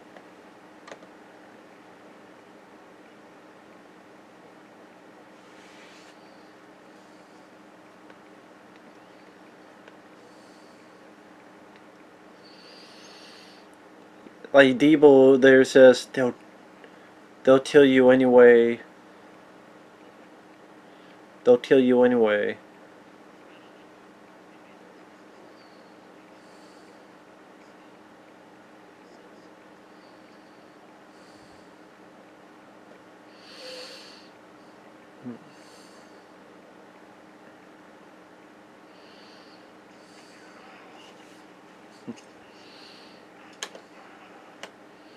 The idea was trying to go for this hope, you know, city of hope, city of joy.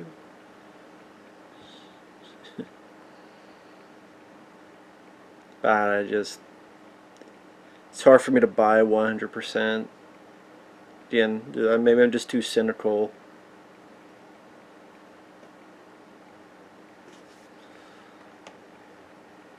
But that's, a movie. It's not real, it wants to be realistic, but it's not real life at the end of the day. It's just a movie. They just say it's like Star Trek, that type of thing.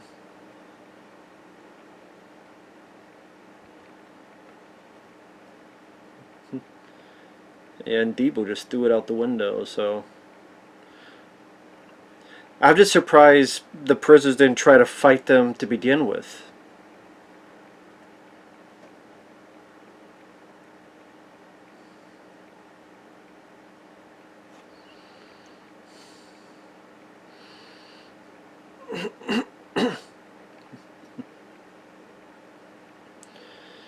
Well, he's still alive and no one's done anything, so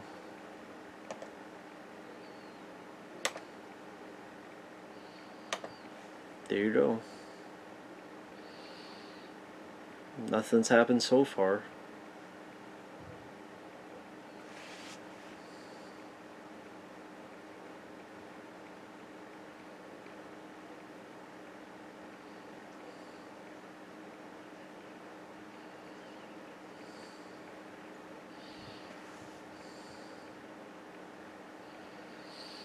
No, he ain't alone. Trust me. Go watch the news. There's a shitload of people like him.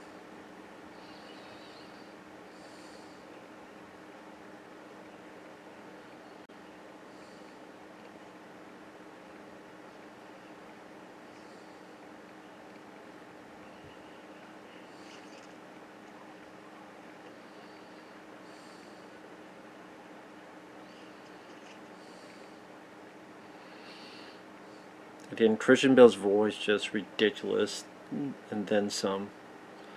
Like crying out loud. Jabba dabba da da.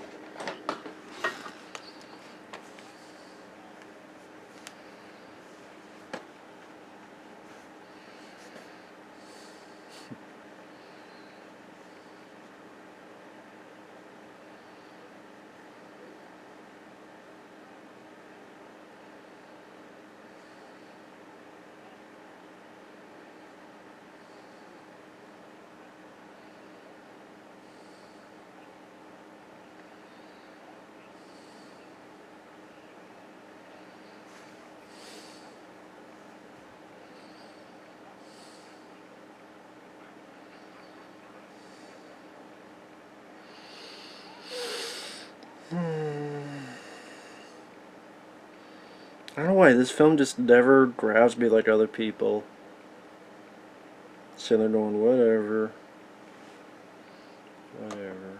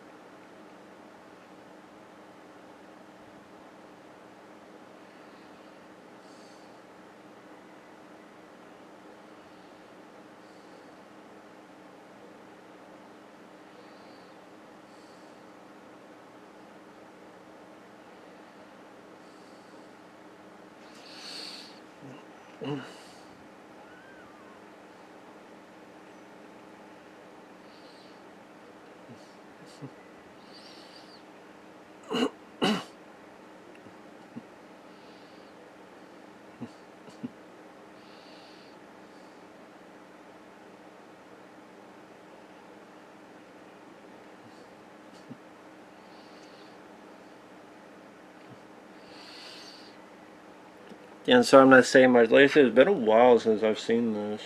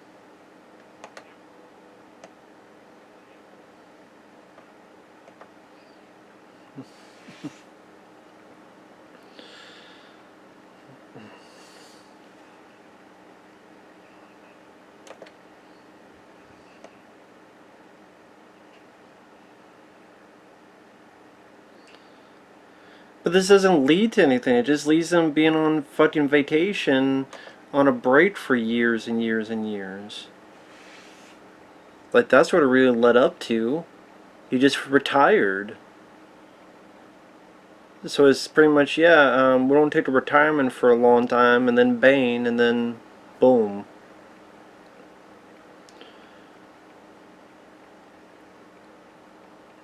I think if Heath Ledger was still alive, I don't know if he would have been in the third film, but I think there would have some.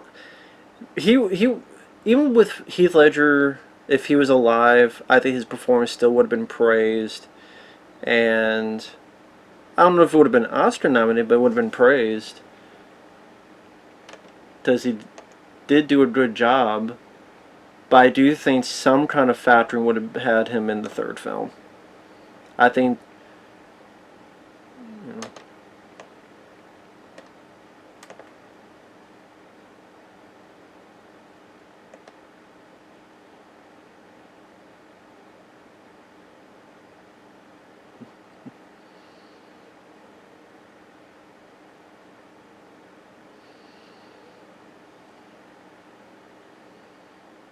he's a Dark Knight.